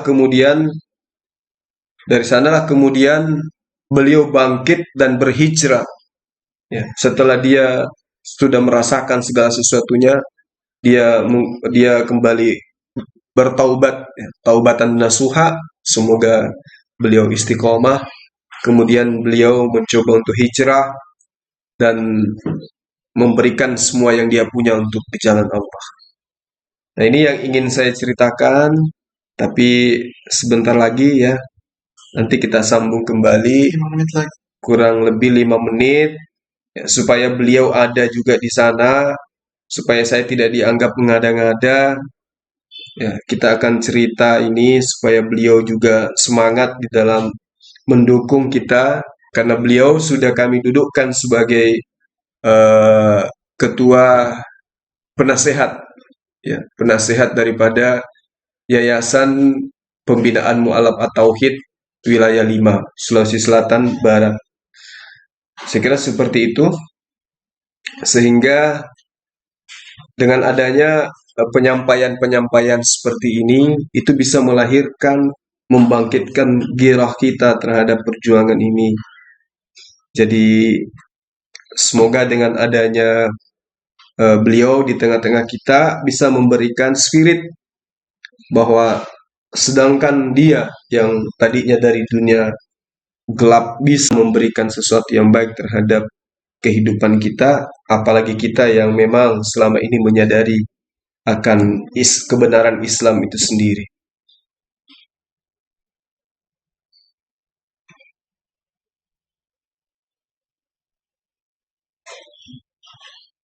Oke, sahabat-sahabat sekalian,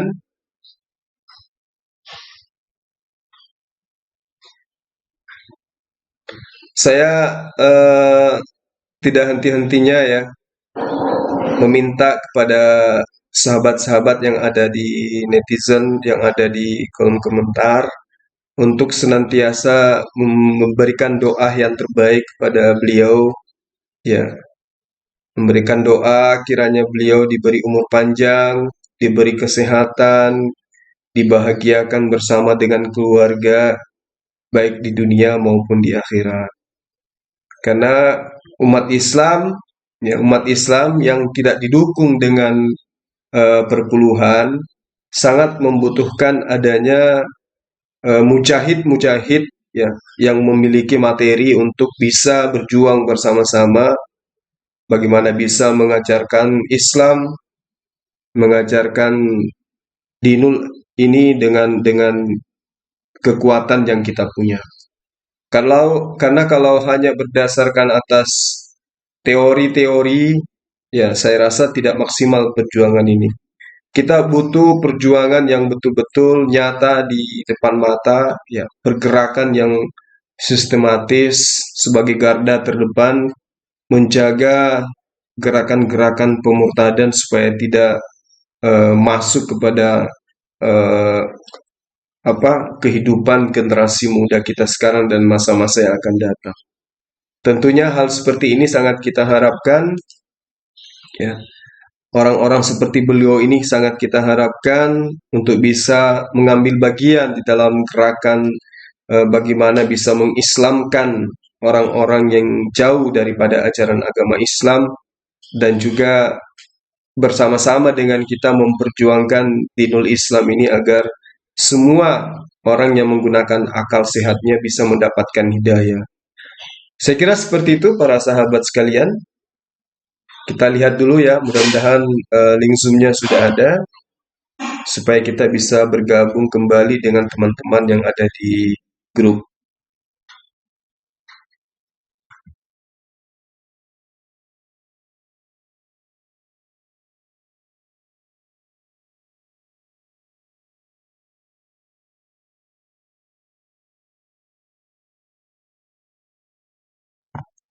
Sekali lagi saya berharap kepada sahabat sekalian untuk senantiasa mendoakan beliau, saudara kita yang telah memberikan infak yang begitu luar biasa, yang mewakafkan sebagian dari harta beliau untuk agama ini. Kita doakan supaya beliau bisa tetap istiqomah bersama dengan kita. Saya berharap sahabat-sahabat dengan ikhlas meluangkan waktu untuk mendoakan beliau. Doa yang terbaik, ya, kepada beliau supaya Allah memudahkan segala urusannya yang baik, utamanya urusannya tentang hal yang berkaitan dengan umat. Saya kira seperti itu para sahabat sementara. Nanti kita akan bergabung kembali. Ya, ini sudah ada linknya. Kita masuk kembali ke Zoom, kembali bersama-sama dengan teman yang ada di Zoom. Nah, alhamdulillah.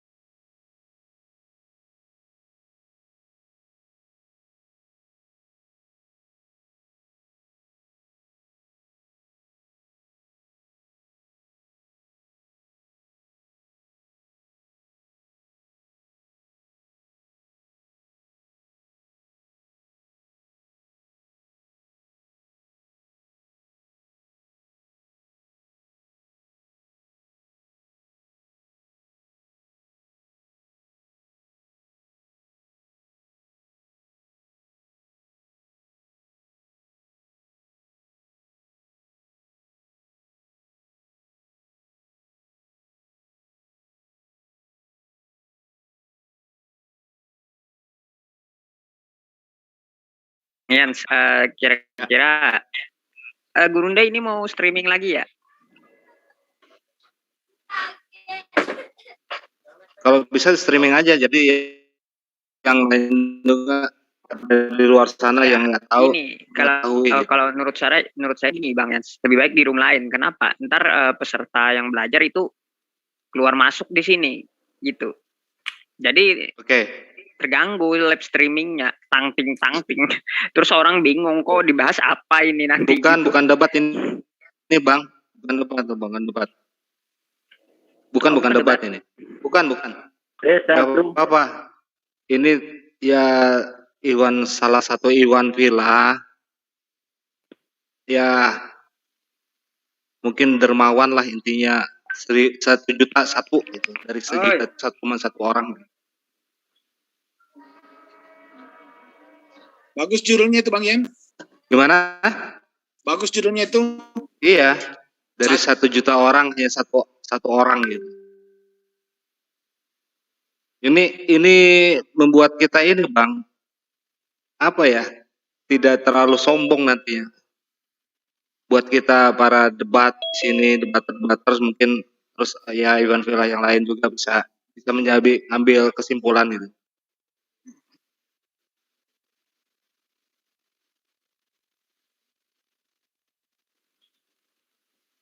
Ya, tes. Udah Bang? Ya mulai dari Bang Suma, dimulai dari awal saja. Bang enggak ini ya yang live Bang Juma aja, yang lain enggak. Silakan Bang. Boleh dilanjut di sini atau mau di room lain? Di sini aja Bang supaya yang lain denger juga nggak apa-apa. Karena ini masalah apa ya? Sedekah jariah gitu. Silakan Bang. Iya. Ini yang mau diceritakan berkenan atau tidak? Insya Allah. Yang penting nama beliau nggak disebutkan. Niatnya menurut beliau supaya dia yakin masih banyak manusia-manusia yang umat Islam di luar sana yang juga punya misi tapi mereka nggak tahu mau di mana gitu jalannya. Oh gitu. Ya, itu tujuannya. Jadi bukan maksudnya mau ria atau pamer beliau ini. Dia hanya tahu bahwa sahabat-sahabat beliau itu banyak yang seperti beliau mau mengikuti jalan itu, cuman tidak ada wadah untuk mereka laksanakan niatan mereka. Seperti itu akhirnya. Oke. Iya. Jadi saya lanjut cerita yang tadi pada saat kalau bisa dari awal lagi aja Bang. Yang denger juga. Iya. Mulai dari Bang Sugi. Boleh. Mulai dari Bang Sugi. Kan 1 tahun yang lalu kan dicari nomor teleponnya Bang Suma melalui Bang Sugi kan. Tunggu dulu saya lihat catatan saya. Ada juga berupa rekaman belum saya pindahkan Bang. Masih direkam, masih nggak apa-apa. Gitu. We believe. Ustadz Juma, ya. Oke. Jadi ceritanya gini, ini mudah-mudahan bisa mendekati cerita yang sebenarnya ya, karena saya menuliskan tidak sedetail apa yang diceritakan. Ya, mungkin kebetulan besok kita janjian mau jumpa sama beliau lagi, bisa diluruskan. Jadi 8 tahun kurang lebih. Bang, dibuka dulu dong Bang. Bang Juma, dibuka dulu deh. Oh ya, oke, baik. Ya. Bismillahirrahmanirrahim. Assalamualaikum warahmatullahi wabarakatuh. Waalaikumsalam warahmatullahi wabarakatuh. Alhamdulillahirrabbilalamin. Segala puji bagi Allah Tuhan semesta alam. Salawat dan taslim kita kirimkan kepada junjungan kita Rasulullah Muhammad sallallahu alaihi wasallam. Salam. Nabi yang membawa kita dari alam gelap gulita ke alam terang benderang. Sahabat-sahabat sekalian yang saya cintai, yang saya sayangi, alhamdulillah kita berkumpul kembali di room ini, dan juga sahabat yang ada di kolom komentar di beberapa channel yang selama ini menjadi wadah pembelajaran kristolog dan pemahaman-pemahaman tentang Islam dasar, lanjutan, dan seterusnya. Sahabat sekalian, di bulan suci Ramadan ini adalah bulan suci yang sangat berkesan bagi kami ya, utamanya teman-teman yang selama ini berkecimpung di dunia kristologi, yang bertahun-tahun dari sejak blogger, kemudian di FB, kemudian di WA, dan terakhir di Zoom. Tahun demi tahun kita lalui dengan berbagai macam perjuangan ya, perjuangan yang hanya Allah yang bisa memberikan penilaian terhadap apa yang kita lakukan selama ini. Benar. Kalau saya beranjak dari pengalaman pribadi saya, kaitannya dengan dunia kristolog, itu ya sukacita, duka citanya itu sangat luar biasa.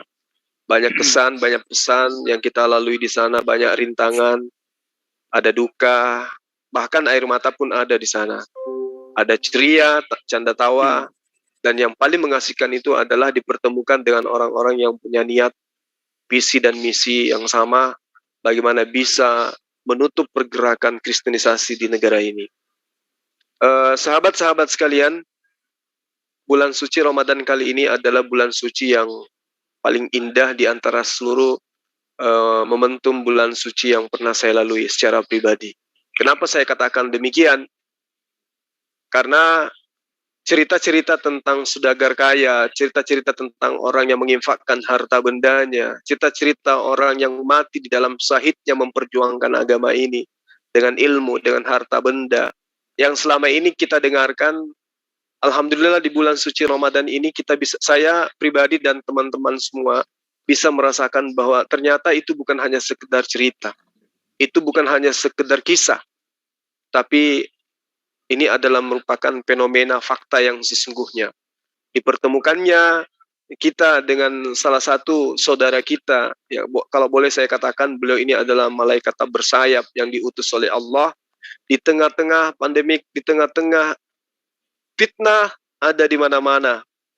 Muncul sosok manusia yang ya hanya Allah lah yang tahu, dan Allah lah yang hanya yang tahu dan mengerti ya niatan sesungguhnya daripada sahabat kita ini.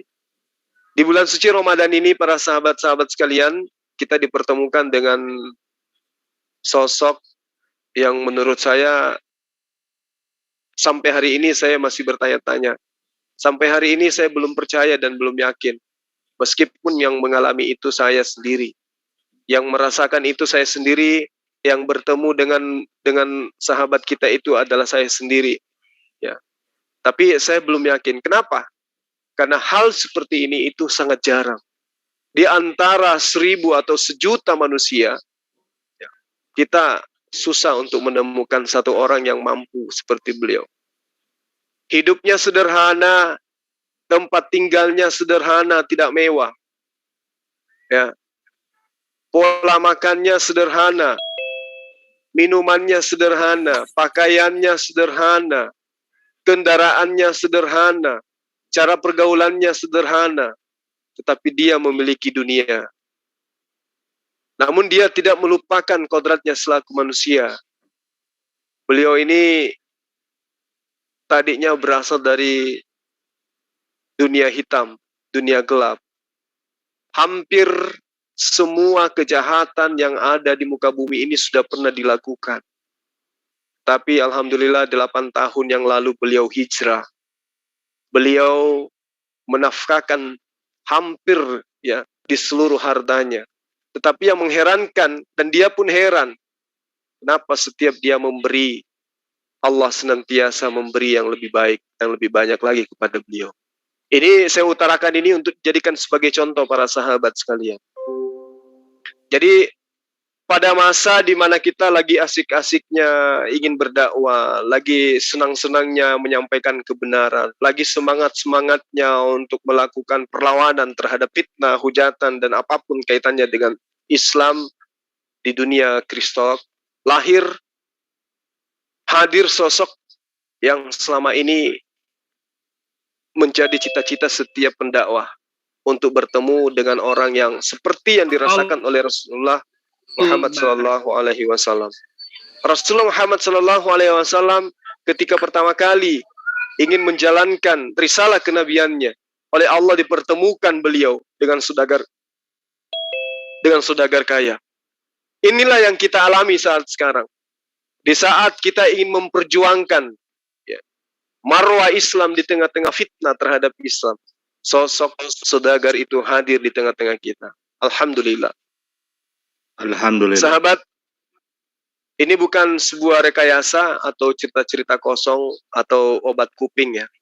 Demi Allah, ini adalah sebuah kenyataan yang mungkin boleh ditorehkan sebagai tinta emas dan menjadi sejarah, menjadi cerita di kemudian hari untuk anak cucu kita. Bahwa teman-teman yang berjuang di dunia kristologi itu pernah menorehkan sejarah bersama dengan beliau yang telah memberikan segala sesuatunya dia punya untuk kita jadikan sebagai kendaraan menuju ridha Allah.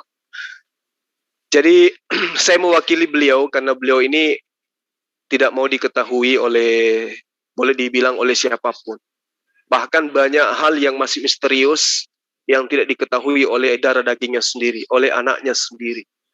Banyak hal-hal yang belum diceritakan masa kelam beliau, masa-masa suram beliau, perjuangan-perjuangan beliau, itu tidak diceritakan kepada anaknya. Dan bahkan, kalau boleh saya katakan, kita yang ada di sini lebih tahu tentang siapa sebenarnya beliau daripada anak kandungnya sendiri.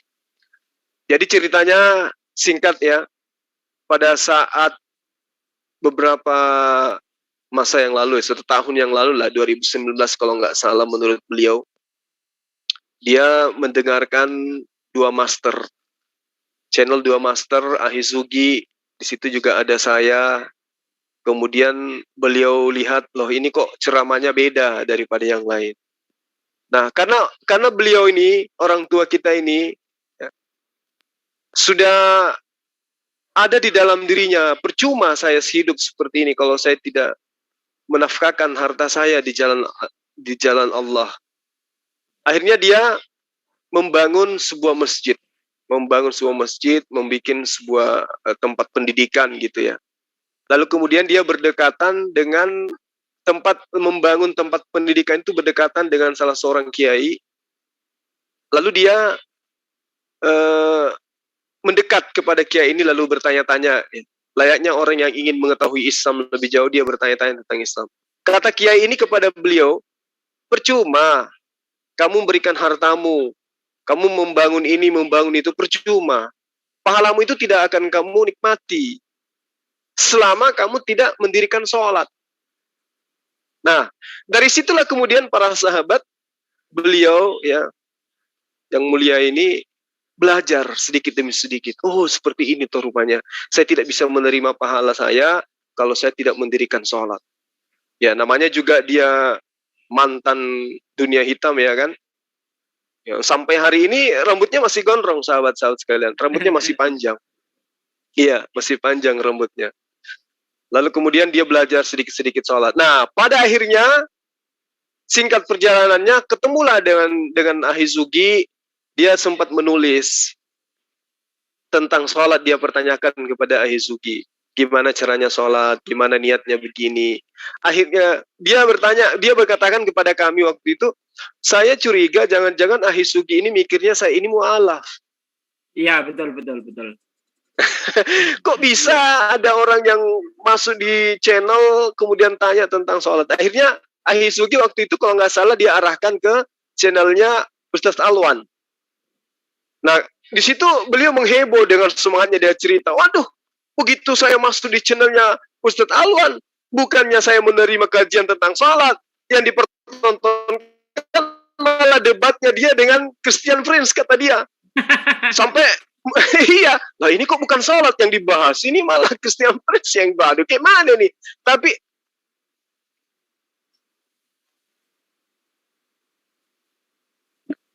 jadi ada channel dari apa? Semua orang pasti tahu lah ya, Christian Friends itu nggak perlu saya jelaskan ya, karena channel itu adalah orang yang memberikan fitnahan-fitnahan terhadap Islam gitu. Jadi kita semua tidak perlu saya jelaskan. Nah, setelah Ustadz Alwan sanggah semua paparan-paparan fitnahan-fitnahannya dari si CP ini, dia katakan, loh, saya kok diarahkan ke sini? Ini bukan pembahasan tentang sholat. Saya mau belajar tentang sholat. Tapi meskipun demikian, karena kecintaannya terhadap Allah, kecintaannya terhadap agama, dia sedikit demi sedikit dia tertarik. Oh, menarik juga ini, katanya. Menarik juga ini Ustaz Alwan. Sampai dia katakan, saya menghabiskan itu sampai hampir kurang lebih 30 konten. Tonton siang malam itu Ustaz Alwan dengan si CP. Lalu kemudian dia nonton lagi Zulkifli M. Abbas. Wah, di situ dia semakin bangkit. Waduh, ini betul-betul luar biasa ini perdebatan, luar biasa seperti ini. Semakin cinta dia dengan Islam. Dengan menonton itu dia sudah memulihkan kesakitannya dia bahwa selama ini inilah agama saya dan kekurangan saya tidak menjalankan syariat agama saya dengan sempurna. Dia carilah itu nomor HP-nya Zulkifli M. Abbas. Lalu kemudian ketika ada bencana di Luwu waktu itu di Masamba, dia ambil nomor HP saya, tapi entah kenapa kata beliau, nomor HP saya itu hilang. Jadi dia kehilangan jejak lagi. Tapi dia mendengarkan ini orang Makassar katanya. Di mana manusia ini? Akhirnya dia berbulan-bulan, entah setahun dia mencari. Nah, kemarin kita umumkan di Geraha Mu'alaf untuk pembukaan markas yang kita kontrak ya. Dia dengar, dia catat nomor HP saya. Nah, singkatnya gini. Jadi ada yang lucu para sahabat. Dia nelpon. Dia waktu itu dia ngechat. Dia nelpon dulu, ngechat dulu kalau nggak salah ya, ngechat. Assalamualaikum, Bang Zuma, perkenalkan saya Pak Yadin. Saya Pak Yadin. Kemudian saya ketua yayasan ini gitu. Jadi pikiran saya ketua yayasan pasti Ustadz. pasti Ustadz ini. Jadi saya jawabnya, waalaikumsalam Ustadz. Alhamdulillah Ustadz, barakallah gini. Saya ingin bergabung kata dia di YPM. Oh iya Alhamdulillah. Kalau gitu tolong hubungi sekretaris YPM. Saya kasihlah kontaknya Ustadz Alwan. Habis itu dia nelpon ke saya. Ya seperti biasa lah kan siang malam kita ditelepon oleh orang nggak kita kenal. Jadi saya biasa aja. Ya waalaikumsalam. Iya Ustadz. Iya Pak. Gitu-gitu. Nah, akhirnya besoknya Ustadz Alwan nelpon. Dia katakan, akhi, alhamdulillah ini pertolongan Allah. Saya juga heran, ada apa ini? Kamu kemasukan setan apa? Aku bilang, tidak, ini betulan. Apa? Kenapa rupanya? Nomor kontak yang akhi kasih, yang atas nama Pak Yadin itu nelpon. Terus apa katanya? Dia suruh kita cari rumah, harga berapapun, dia langsung cash untuk YPM. Ah, kamu ada-ada aja, nggak mungkin lah. Aku bilang gitu, nggak mungkin lah. Mustahil lah itu. Iya, dia yakinkan saya, tapi saya belum percaya, nggak mungkin lah. Iya, kata dia. Iya, betulan, serius. Masa sih? Iya, kata dia. Akhirnya waktu itu, kita janjian. Kita janjian mau ketemu, kan. Janjian mau ketemu. Bukan janjian mau ketemu. Oh iya, janjian mau ketemu. Begitu dia datang, sudah ada di depan saya loh. Saya sudah di depan Bank BTN, katanya Bang Zul. Oh iya Ustaz. Silakan masuk ke dalam, kata saya. Beliau ini sudah ada di depan saya, bayangkan sudah jarak antara 7 sampai 5 meter. Saya masih mencari orang lain. Padahal dia sudah di depan saya. Coba, apa penyebabnya? Karena penampilannya nggak mungkin lah. Orang mau beli rumah 1M kok penampilannya kayak gini, nggak ada aja. Jadi saya cari di antara, saya tengok sana sini. Dia katakan saya pakai baju coklat Pak. Ya udah masuk aja, aku bilang di depan kantin. Udah jalan. Saya menunggu berdiri lama. Mananya orang ini? Yang mana ya? Padahal dia sudah di depan saya. Nanti dia buka masker, dia yang sapa duluan. Bang Zuma ya? Oh iya Pak, saya Pak Yadin. Masya Allah, saya jadi terkaget-kaget loh. Ah nggak mungkin lah ini, masa iya mau belikan rumah modelnya kayak gini. Ah mustahil lah ini, aku bilang. Obat kuping juga nih orang, aku bilang gitu. Ya udahlah, supaya beliau nggak kecewa, ayo duduk sama-sama Pak. Aku bilang. Duduklah kita di situ. Dia bercerita, saya masih lirik-lirik. Nggak ada mungkin lah, sampean punya duit sebanyak itu, nggak mungkin. Inilah kita menilai orang dari penampilannya kayak gitu. Nah itu dia. Makanya aku bilang, tapi setelah dia berbicara, semua yang dia keluarkan itu muatannya ilmu gitu loh. Kayaknya benar nih Bapak, gue bilang kayaknya benar nih orang, nggak mungkin lah. Kebetulan di kantin itu banyak pasukan temannya Peta Lempu, orang lagi ada demo waktu itu kan. Nggak mungkin lah orang ini main-main. Nah, kalau nggak salah besoknya ya Peta Lempu ya. Besok apa berapa hari kemudian kita langsung pergi lihat rumah yang harga 1,2 itu. Besoknya. Nah, yang waktu besok Pak Peta Lempu bawa lemang itu. Sorenya. Iya betul, sorenya. Oh iya, hari itu juga ya? Iya ya. Jadi sore kita pergi lihat itu rumah, kita udah nyampe di sana di tempat beliau. Tahu-taunya ada notaris yang datang, sudah ada yang lebih dulu bayar. Nggak jadi lah itu waktu itu. Akhirnya saya share di grup teman-teman, ada nggak yang jual rumah gini. Nah, saya kasih rumah berapa, kalau nggak salah itu gambar rumah saya kasih ada 6 apa 7. Saya kasihlah harga kok 1,6, 1,4, kalau nggak salah 1,1, ada yang 8,5, ada yang 5,5, ada. Apa kata beliau? Terserah Bang Zuma, pilih yang mana. Tugas saya cuma membayar. Allah Akbar. Kata dia, tugas saya cuma membayar. Jaraknya saya tidak pikirkan. Tempatnya dimanapun, yang penting Bang Zuma dan tim suka, itulah yang jadi. Terserah suka yang mana aja, kata dia. Allah Akbar. Jadi mau tahu tidak, Akhi? Yang luar biasanya apa? Apa tuh, Akhi? Sampai hari ini pemilik rumah dengan beliau tidak pernah ketemu. Bayangkan coba. Saya kalau orang curang udah selesai. Iya. Coba kulihat ya. Saya perlihatkan ya di sini ya. Teman-teman supaya ini menjadi sebuah pelajaran bagi kita ya. Ini orang yang punya rumah itu, yang menjual rumah itu, ketemu dengan saya, dikasih duit sama Puang, dikasih percaya dengan beliau untuk transaksi dengan yang punya rumah. Jadi orang tua kita ini belum pernah ketemu sama sekali sama yang punya rumah. Mau tanya apapun, mau apa, ditawar atau apalah istilahnya, gak ada penawaran sama sekali. Coba bayangkan, kalau dia mau tawar turun dong sedikit. Gimana? Seandainya Akhi mau curang dapat banyak itu. Oh iya pastilah. Nggak ada, saya sudah di sini di Zoom sekarang. Oh nggak ada lagi saya di sini, sudah di Singapura saya. Berarti nggak saya buka si, ya. Berarti nggak si Paul Jong ya? Nah nih sertifikatnya ada sama saya nih.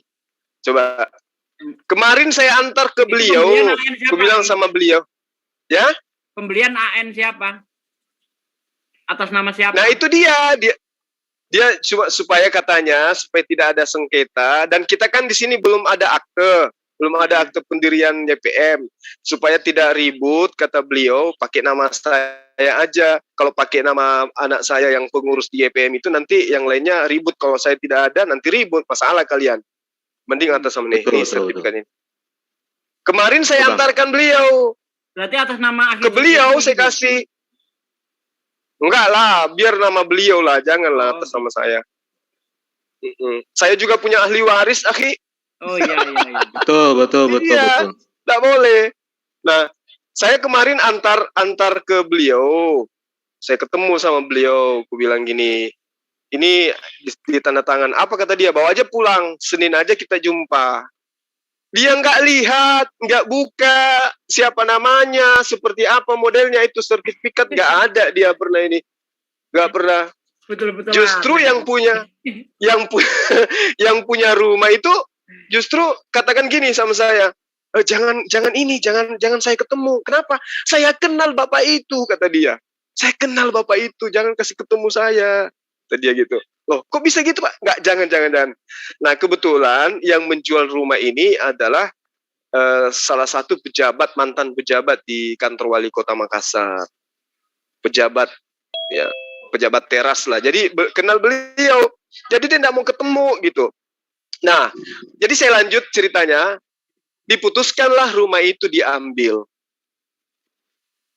Si orang tua kita ini nggak ada ketemu sama yang punya, nggak ada penawaran seperti apa, nggak ada sama sekali, nggak ada. Dari 1,1 itu nggak ada penawaran. Malah dia cuma mengatakan, saya kasih tunai 850, nanti Mercedes saya kasih ke beliau. Mercedes-Benz mobilnya dia yang keluaran 2005, harga belinya 2005 kok nggak salah 600-an ya peta lempu ya. Iya, 6,5. 6,5 dia beli tahun 2005 plus rumah satu plus angka 850 juta itu. Kan luar biasa. Nah, kebetulan juga penjualnya ini juga orang kepepet butuh duit. Jadi nggak tawar-menawar dia, langsung transaksi dah selesai. Nah, kemudian sahabat-sahabat sekalian yang ingin saya ceritakan di sini, dia memberikan satu pelajaran yang sangat berharga kepada kita gitu loh. Dia katakan sampai sudah 3 kali cerita itu dia ulang. Bukan cerita sih, konsep, prinsip ya. Dia katakan gini, taruhlah usia kita itu 75 tahun kata dia, atau 70 tahun lah maksimal. 70 tahun itu katanya kita habiskan untuk berbuat dosa aja terus. Berdosa aja terus 70 tahun. Kemudian taruhlah dikalikan 3. Berarti 210 tahun. Gitu ya, 210 tahun. 7 kali 3, 210 tahun. Jadi dosa aja terus 210 tahun itu lamanya kita lakukan. Nah, bagaimana caranya menutupi itu kata beliau? Menurut prinsipnya dia, maka saya dirikan masjid. Kalau masjid itu digunakan oleh orang beribadah selama 1000 tahun, kemudian saya berdosa selama 210 tahun, berarti masih ada amal saya sekitar 700 tahun lebih. Kalau masjid saya itu masih dipakai terus, meskipun saya sudah tidak ada di dunia. Itulah yang menjadi impiannya beliau. Makanya dia bangun sini, bangun sana, bangun sini, bangun sana. Dia suruh anaknya, nak, kalau kamu dapat masjid yang tidak layak, infokan ke bapak, biar kita selesaikan bangunannya. Dan itu terjadi. Itu sudah dilakukan beberapa tahun yang lalu, sampai hari ini gitu. Kan luar biasa gitu. Nah, kesederhanaannya, kemudian ilmunya dalam berbisnis, dalam mencari nafkah itu yang sangat luar biasa. Dia memiliki perusahaan, ada di Sulawesi Selatan, ada di Palu, ada di Tenggara. Nah, yang ajaib lagi nih kawan-kawan, dia punya sekolah, dia punya tempat bimbingan untuk yang daftar PNS, jadi dokter, jadi polisi, tentara, dia punya. Kemudian dia pekerjakan orang di sana. Nah, orang yang kerja di sana, mulai dari manajernya, wakilnya, staf-stafnya yang lain, itu tidak dituntut untuk omsetnya diberikan ke beliau. Jadi omsetnya itu untuk apa? Untuk karyawan yang ada di situ. Jadi tidak diberikan bahwa dia harus menuntut bulan ini sekian, berapa pemasukan. Enggak. Tapi omset yang ada di situ digunakan oleh orang-orang yang jadi stafnya di dalam. Luar biasa bukan? Kemudian ada lagi usahanya yang lain. Dia ngambil teman-teman yang sudah banyak tato gitu. Dia pikir gini, ini orang kalau dia melamar di tempat lain meskipun muda, nggak akan diterima. Karena mulai dari ujung kuku sampai leher itu tato semua. Akhirnya dia cari ide, kayak mana orang ini supaya dia bisa punya usahanya. Dibuatlah tempat cukur yang menurut saya sangat luar biasa mewahnya. Ya, dia buat itu, dipekerjakan orang-orang. Ya, barbershop itu dia pekerjakan orang-orang preman itu di situ. Dan lagi-lagi tidak nuntut untuk omsetnya dibayar ke beliau. Tidak. Yang penting rawat, kalian kerja, bisa makan, bisa menggaji kalian, silakan. Bebas. Tidak ada ini. Terus kemudian, dia punya unit rumah di tengah-tengah kota Makassar ini ada puluhan. Tidak ada satupun yang dikontrakkan, coba. Disuruh aja orang tinggal gratis itu. Bahkan ada yang dari pengantin sampai anaknya sudah SMP sekarang masih di rumah itu tinggal.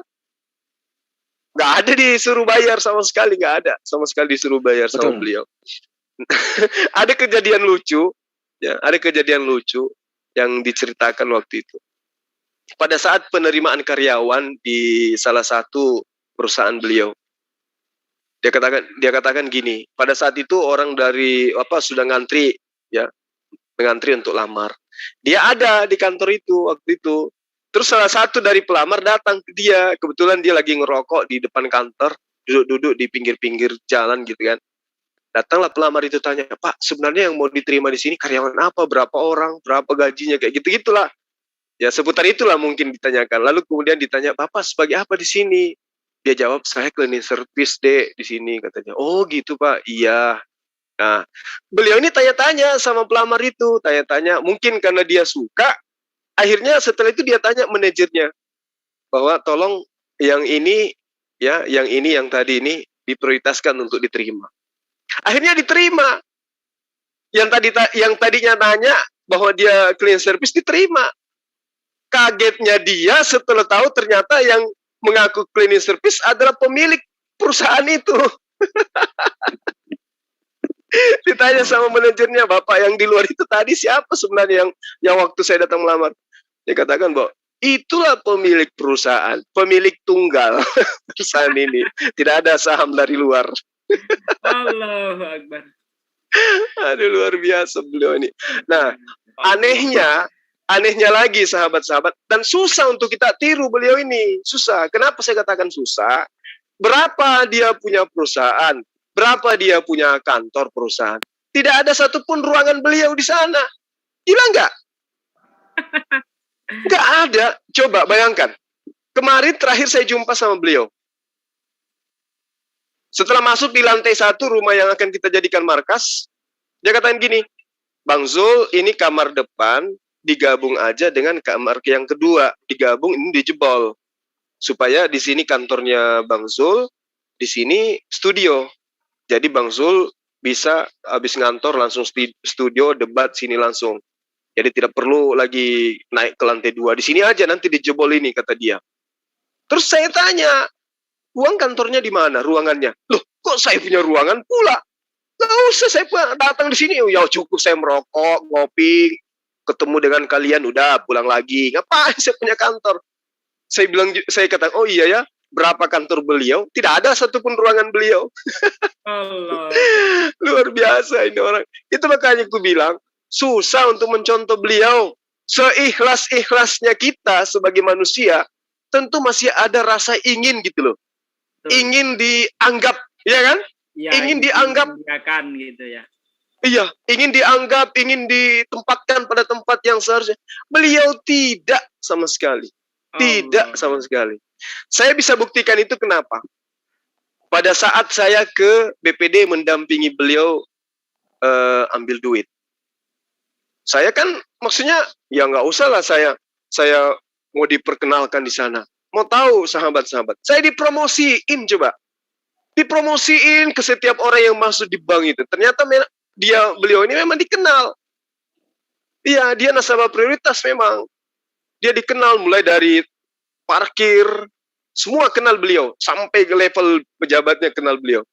Tapi yang bikin kepala saya mau meledak itu ketika saya diperkenalkan satu-satu ke orang-orang bank itu. Kalian buka ini, channelnya ini, seperti ini, seperti ini. Orang-orang itu bertanya, oh iya Pak, ada begini Pak, ada begini. Iya, kata beliau. Nah, mau tahu tidak siapa orangnya? Ini yang di samping saya. Inilah Zulkifli Abbas, kata beliau. Jadi orang terheran-heran. Masa sih? Tapi yang lebih heran itu saya. Sebegitu hebatkah saya sampai orang seperti Anda ini yang harus memperkenalkan saya ke mereka gitu loh. Sehebat apakah saya sampai antum yang harus memperkenalkan ke orang-orang tentang saya gitu. Nah, satu hal lagi para sahabat sekalian. Satu hal lagi. Saya orang sini, orang Makassar. Ngertilah pasti budaya orang sini ya kan. Dan saya rasa semua tempat adalah yang kayak gitu-gitu. Kalau orang itu punya darah bangsawan, punya harta, Kira-kira sulit rasanya kalau dia dipanggil sama warga setempat dengan bukan gelar bangsawannya. Benar nggak? Iya. Benar, Bang. Benar kan? Iya. Nah, benar. Beliau ini di nama resminya beliau itu lengkap dengan titel kebangsawanannya dia, coba. Tapi tidak ada satupun staf beliau ya yang memanggil beliau dengan gelar itu. Coba bayangkan. Sedangkan yang kita tahu, orang tidak ada darah bangsawannya, bukan darah biru aja. Kalau sudah punya harta, pasti dipanggil peta, dipanggil puang, dipanggil teta, dipanggil opu, dipanggil andi, dipanggil karaeng, dipanggil romo, dipanggil apa lagi? Dipanggil apa lagi? Dipanggil Raden. Dia tidak. Kenapa saya katakan seperti itu, sahabat? Pada saat beliau membagi-bagikan kertas merah di area parkir waktu itu, ternyata dia dikenal. Seorang pun tidak ada di antara mereka yang memanggil beliau itu dengan panggilan gelar bangsawan orang sini. Semua panggil nama aja gitu, kayak orang biasa aja. Padahal biasanya kalau orang kayak gitu, sudahlah, segala titel udah ada di kepalanya beliau. Orang-orang yang biasanya sih, tapi beliau ini tidak. Saya masuk ke bank, orang semua panggil Bapak. Pak ini, Pak ini. Iya Pak. Sementara kita yang ngerti ilmunya, saya sendiri nggak berani panggil Bapak ke beliau. Harus saya panggil dengan gelarnya beliau. Karena kita tahu ilmunya. Adatnya memang kayak begitu. Tapi dianya yang nggak mau gitu loh. Jangan, kata dia, jangan. Cukup kamu panggil saya Ustadz di waktu kita chatting itu saya simpan selama-lamanya.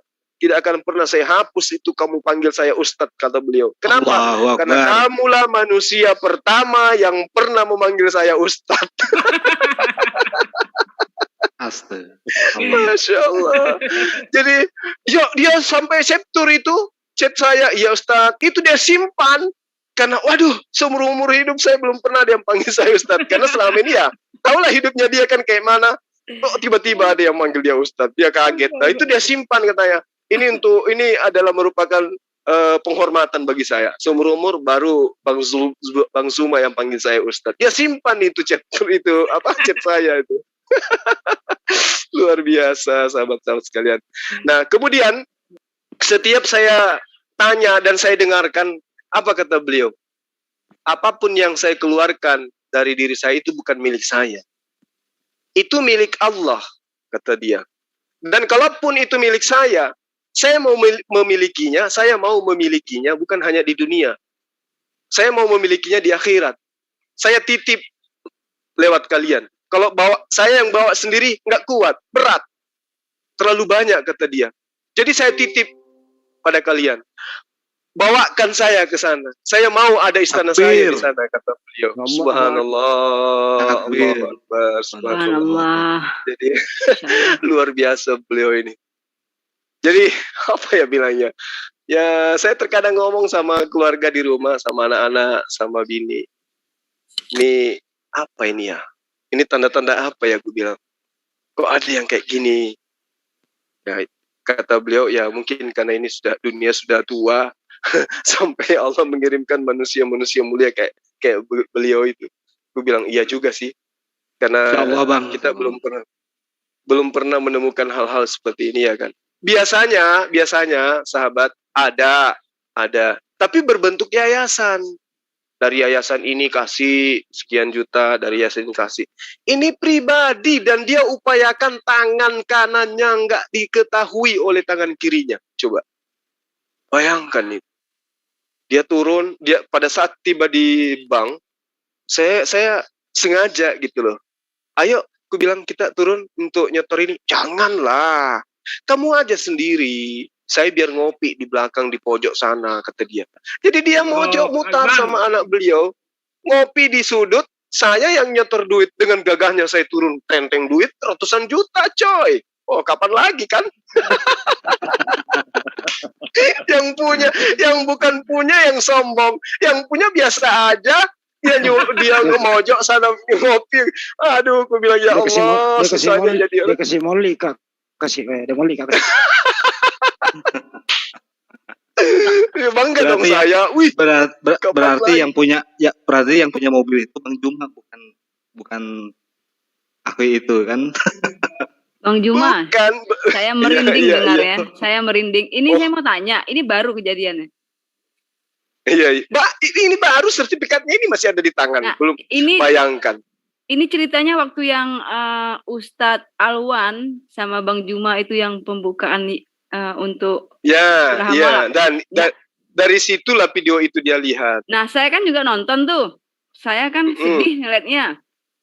Saya kepengen punya rice cooker bla bla bla. Saya doa, ya Allah kasihlah malaikat penolong untuk Geraha Mualaf di Makassar. Dikabulkan. Doa saya itu merinding saya. Makanya saya dengerin Bang Juma, ya Allah, doa saya dikabulkan Allah. Bener-bener ini cerita ini, ya Allah, buat saya merinding. Bang Juma, bener. Waktu itu saya miris kan, liatnya saya miris banget. Ya ampun, apa yang bisa saya bantu ini? Ya jujur aja, saya nggak kerja apa-apa dari suami. Dan kita tuh, dia bukan Islam murni gitu. Dia kan mualaf, dia nggak ngerti. Kalau kita tuh sedekah ataupun apa, kita penting buat kita gitu ya. Nggak bisa lihat orang susah, ya kan?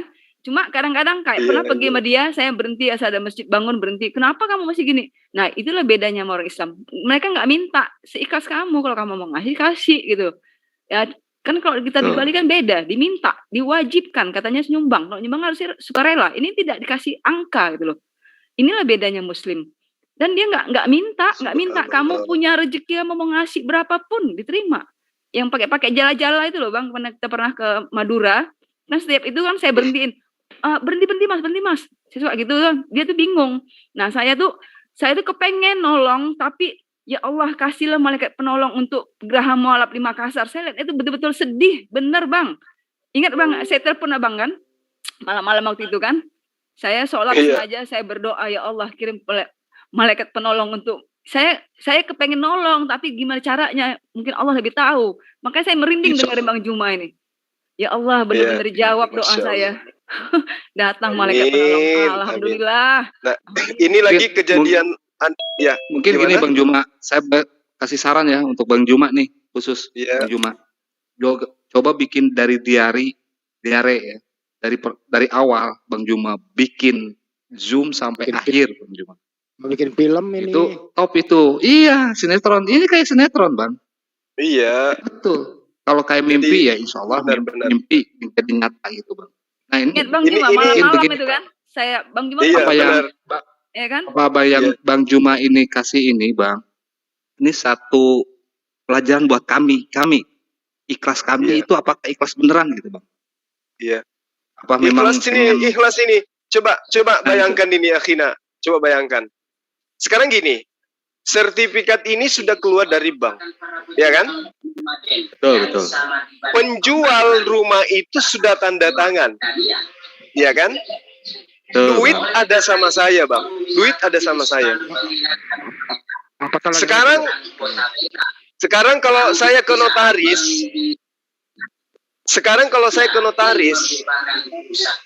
ini siapa ya? Lanjut Bang. Kita pulang lagi noise. Ini kalau saya ke notaris, kemudian tanda tangan di depan notaris atas nama saya. Beliau ini si Fulan ini, orang tua kita ini nggak ada dasar untuk nuntut. Karena sertifikat sudah atas nama saya. Nggak ada dasarnya dia. Mana buktinya kalau ini rumah Anda? Mana buktinya kalau ini rumahnya dia? Nggak ada. Karena sertifikat sudah atas nama saya. Coba. Nah, ajaibnya sahabat-sahabat sekalian, sertifikat ini sudah hampir sepekan di tangan saya ini sertifikat. Ini sertifikat sudah ada di tangan saya. Sudah hampir setiap hari saya info ke beliau. Aku bilang, ini mau tanda tangan, jam berapa saya ke rumah. Ini mau tanda tangan, jam berapa saya ke rumah. Ini tanda tangannya sudah selesai dari penjual. Tinggal akhiku bilang, dia cuman baca nggak dijawab. Kira-kira kalau kita nih tidak ikhlas memberikan duit sebesar itu untuk membeli rumah, apakah kita tidak kejar? Mana sertifikatnya? Saya mau tanda tangan. Mana? Di mana kamu simpan? Ini tidak sama sekali. Demi Allah, tidak sama sekali. Malah coba bayangkan, kemarin saya datang Tak kasihin. Aku bilang tanda tangan. Ah nggak usah, nanti aja hari Senin, kata dia. Bayangkan. Dibuka, dilihat sertifikat itu aja kagak. Nah sekarang kalau saya mau curang nih, kebetulan saya akrab dengan notaris, ya uang notarisnya untuk pajaknya itu kurang lebih 50 juta masih ada di tangan saya. Tak kasihin ke notaris, saya tanda tangan atas nama saya, udah selesai. Tamat sudah ini sertifikat. Kenapa? Karena AJB-nya sudah ditandatangani yang punya pihak pertama. Lalu yang pihak pertama sekarang sudah terbang ke Bogor. Dia datang ke Makassar hanya untuk tanda tangan ini. Dia sudah tanda tangan memberikan peralihan ke saya. Coba. Saya kalau mau curang, betul secara hukum Bang, peralihan ini udah peralih loh Bang. Tangan kedua ya Aju malah. Jadi saya menghilang dulu kan? Jadi saya tanda tangan. Zulkifli Emabah. Nah sudah, sertifikat sudah atas nama saya. Kemudian saya menghilang dulu. Inilah pelajaran buat Iwan Villa yang ada di channel Bang Juma dan semua di sini. Amanah ini yang paling sulit ya Allah. Tolong kami di sini Bang Juma, keikhlasan kami amanah. Semua Iwan Villa yang ada ini tolong dijaga Bang. Boleh nambah siapapun tolong. Iya Bang, saya sampai bingung harus berbuat apa. Nah kemarin itu dia masih sempat berikan masukan ilmu gini. Semua kontennya Zuma, belikan flashdisk, buat satu flashdisk satu konten, jual, hasilnya untuk yayasan. Baju kaos yang saya share yang Zuma itu ide beliau dan Ustadz Alwan udah terima modal kerjanya. Coba. Ustadz Alwan nih duit, kamu bikin kaos, kamu bikin jaket, hasilnya untuk gerakan kalian. Zuma, konten kamu, copy ke dalam flash disk, jual. Pasti laku, kata beliau. Hasilnya, masukkan ke yayasan YPM. Coba. Butuh modal, tinggal bilang sama saya. Dia bilang gitu di hadapan saya, di hadapan Ustadz Alwan kemarin. Nah, begitu dia datang kemarin, akhirnya, saya lebih duluan ke rumah yang dibeli. Dia datang belakangan. Mau tahu apa yang dia lakukan? Dia membeli tempat dudukan ngaji buat anak-anak ngaji yang belajar ngaji itu. Dia angkat sendiri, bayangkan dari mobil. Angkat sendiri dia. Ya. Harusnya dia udah perintahkan saya. Tolong dong angkat itu ke dalam, ini saya udah belikan untuk santri. Dia angkat sendiri. Bayangkan aja tuh. Apa ada, apa masih ada dua-duanya orang yang kayak gini? Masya Allah, luar biasa. Masya Allah. Jadi judulnya juga saya 1 dari 1 juta. 1 dari 1 juta. Baik. Dulu ada nggak peta lempu? Mungkin bisa ditambahkan peta lempu kebersamaan kita beberapa hari ini sama beliau. Ada mau ditambahkan mungkin Bang Andi, silakan. Ya, saya nambah dikit ya. Assalamualaikum warahmatullahi wabarakatuh. Assalamualaikum. Dulu ada komplek yang namanya, masih ada sekarang, namanya komplek Rumah Sakit Islam Faisal. Saya waktu remaja tinggal di situ. Assalamualaikum. Oh, beliau Bang Handi, beliau beri salam untuk kita. Waalaikumsalam warahmatullahi wabarakatuh. Waalaikumsalam. Assalamualaikum Bang Handi. Iya Bang. Waalaikumsalam. Waalaikumsalam Bang. Waalaikumsalam. Yang tadi semua dicerita itu bukan milik saya, itu miliknya Allah. Saya cuma dititipi.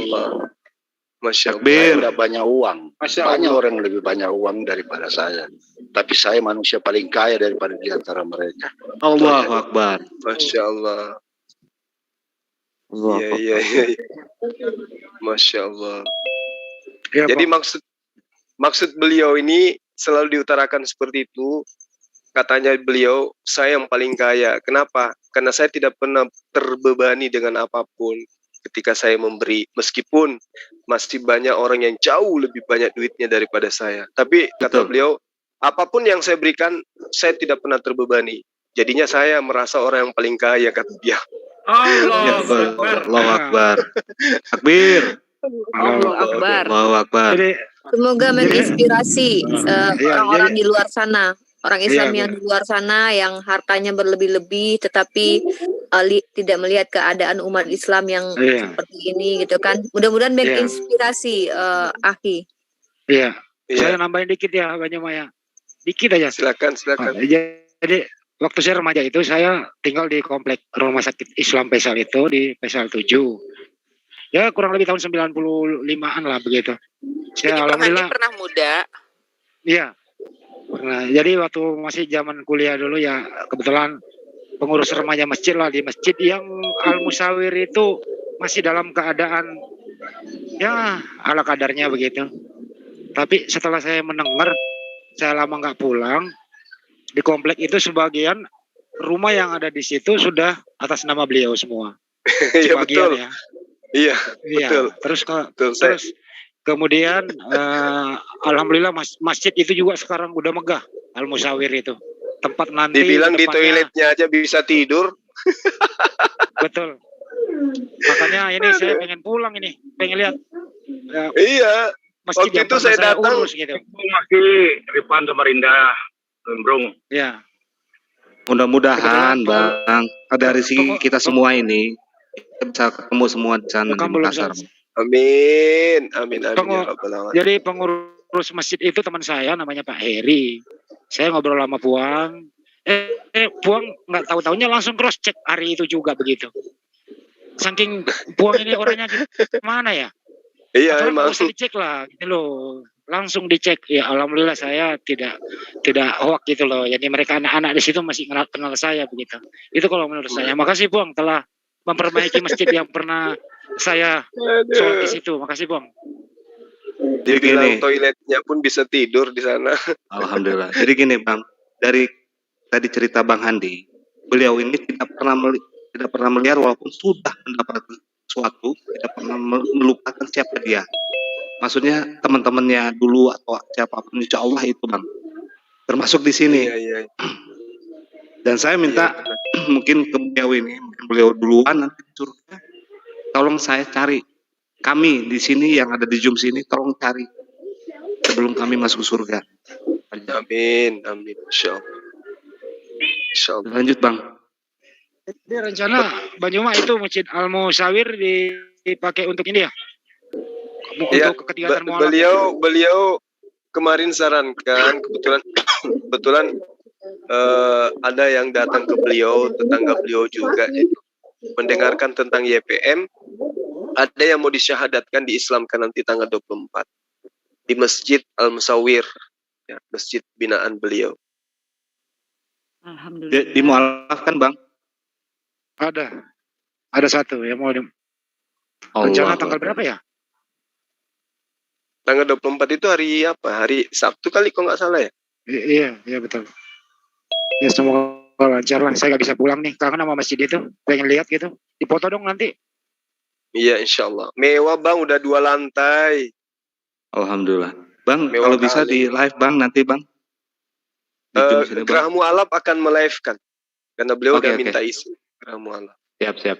Jadi itu masjid itu jaraknya 50 meter dari Rumah Sakit Islam Faisal. Terbesar juga di Makassar. Rumah Sakit Islam itu. Sama-sama sudut kan? Sama-sama. Sebelah-sebelahan. Iya betul.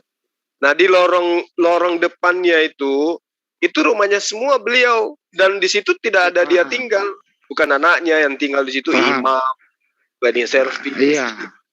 Iya benar, saya cerita lagi.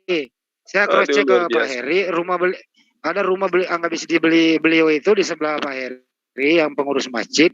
Itu rumah itu dipakai untuk ustadz pengurus masjid. Benar. Iya betul. Jadi benar. Jadi dipakai aja begitu. Subhanallah. Luar biasa beliau ini. Padahal kalau dipikir di dalam benak. Insya Allah beliau ini kaya dunia akhirat nih, ya Allah. Makanya dia katakan, insya Allah saya orang yang paling kaya, kata beliau. Allah Akbar. Masya Allah, luar biasa. Jarang lah. Padahal kalau Anda pikir itu rumah di situ ya, harganya itu ya. Waduh, nggak usah dihitung. Itu paling lumayan mahal banget. Rumah kelas number 1 di situ.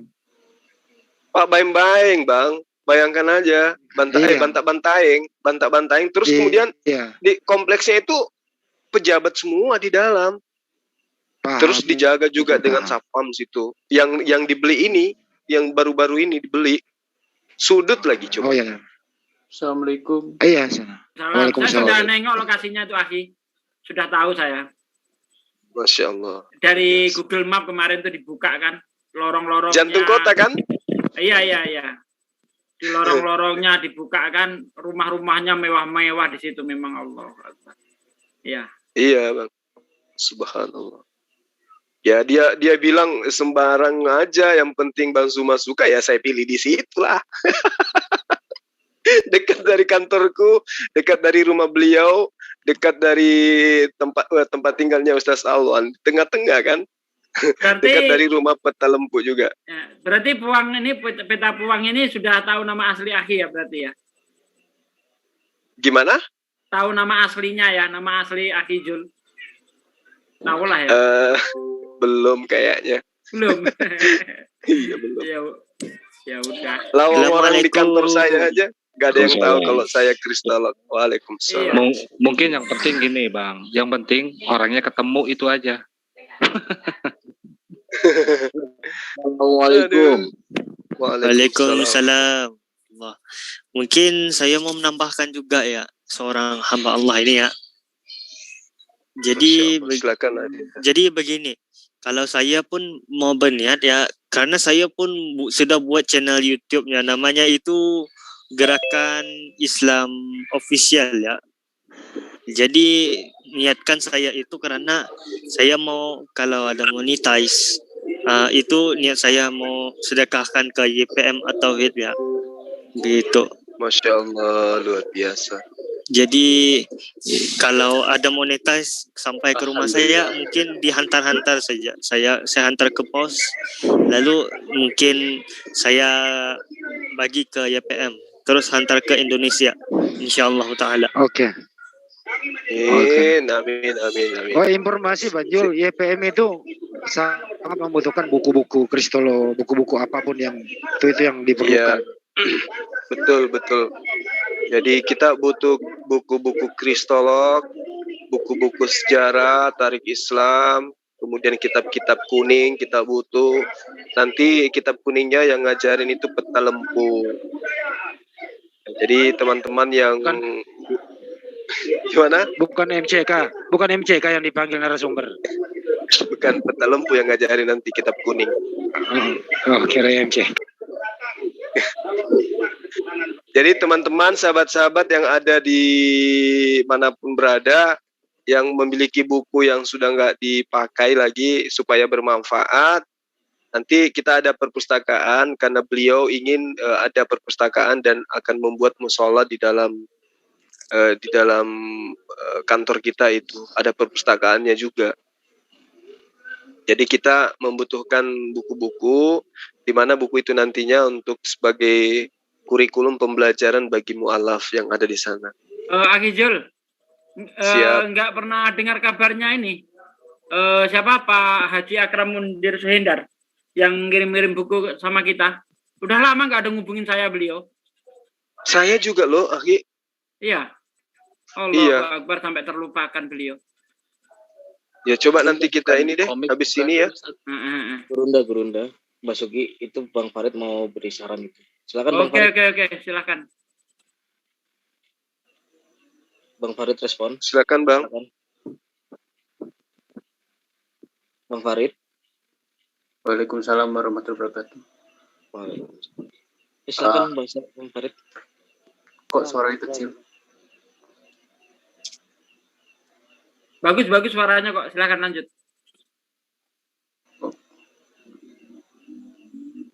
Bang Farid, silakan Bang. Oh iya, maaf ya tadi, maaf sekali. Saya agak error soalnya tadi saya nggak sahur, jadi setengah error ini. Oh ini Pangeran Diponegoro. Oke, lanjut. Oke. Ustadz Sugi paling hafal saya ya. Suaranya hafal betul. Mau ganti nama 1000 kali juga tahu saya. Oke. Oh gini Ustadz semua. Saya tuh baru kepikiran ini idenya ini. kan Bang Zulfikar ini punya ya semacam klan lah, atau orang member-member Muslim yang elit-elit. Saya rasa ini saya ada kekhawatiran soal MN Record sama RAK. Bagaimana kalau kita buat channel plagiat tandingannya RAK? Ini cuma hanya sekedar sarannya, Ustadz. Namanya Rumah Apologet Islam. Di situ kita bisa mengkritisi soal Bible dan ajaran-ajaran Kristen, Ustadz. Sebagai apa ya? Perlawanan intelektual, perang urat saraf. Kalau saya pikirkan dari hal seperti itu, mengingat karena MN Record itu dan RAK itu cukup sadis dalam menghujat Islam. Maaf Bang Farid. Ya nanti ya kalau untuk ngomong strategi nanti aja. Soalnya kita juga lagi aja sih saran aja sih Ustadz. Iya. Nanti kita bahas lagi ya. Oke, terima kasih. Mohon maaf. Oke, Ustadz semua silakan. Baik, mungkin terima kasih Bang Farid ya. Nanti kita ngobrol tentang itu, strategi dimanapun itu kita butuhkan. Nanti kita buatkan sesi di mana kita akan berbicara mengenai strategi. Karena ya namanya agama syiar itu memang tidak terlepas daripada strategi. Siapapun itu pasti membutuhkan itu. Nanti kita cerita tentang itu Bang. Kemudian peta lempuk, mungkin ada tambahan, silakan Bang, kaitannya dengan orang tua kita. Boleh. Assalamualaikum warahmatullahi wabarakatuh.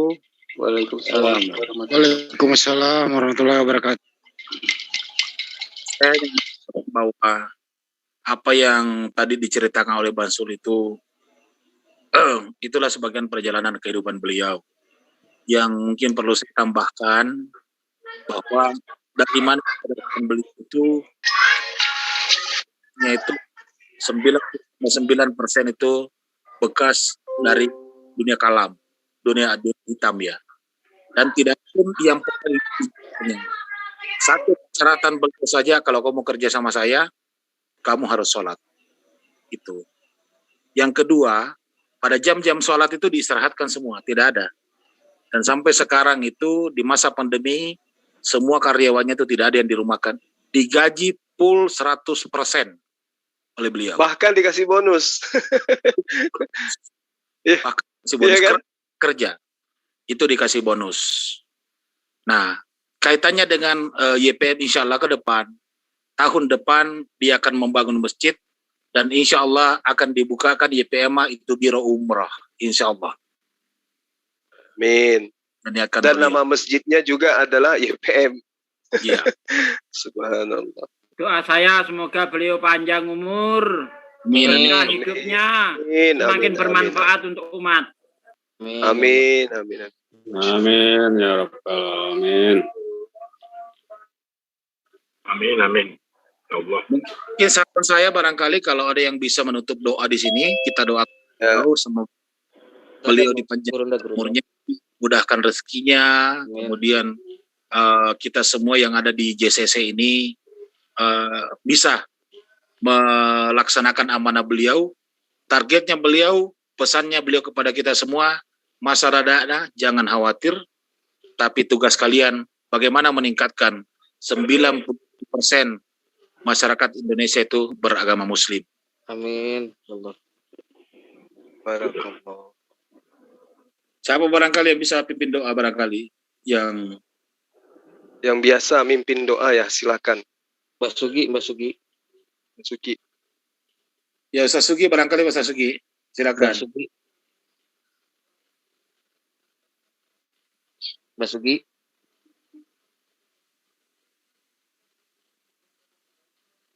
Ustaz Sugi, Mbak Sugi. Bang Iman. Manes. Ya, silakan Bang.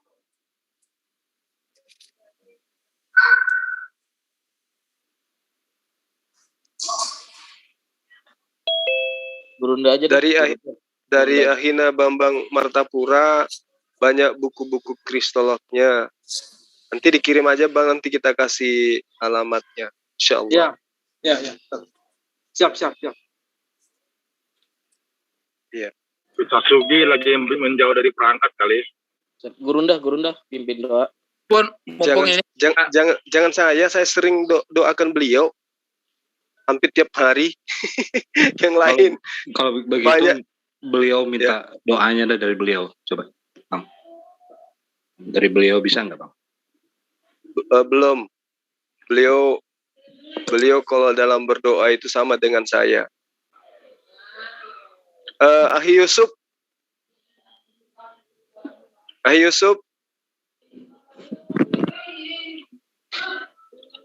Ahina Yusuf, mohon doanya dong. Bagus kalau banyak yang mendoakan beliau ganti-gantian. Enggak, saya yang doain ya. Begini. Boleh doakan orang tua kita ya. Iya, semoga mereka yang membangun YPM atau HIT ini dipermudahkannya, karena saya menyumbangkan ilmu yang saya ada di YouTube ini untuk diri saya maupun orang lain, karena saya tidak mau terbebani di dunia dan di akhirat. Akhirnya tutup doa aja. Ya Allah, mudah-mudahan beliau ini dimurahkan rezekinya dan diluaskan lagi umur-umurnya dalam kebaikan. Amin ya rabbal alamin. Amin ya Allah. Allah subhanahu.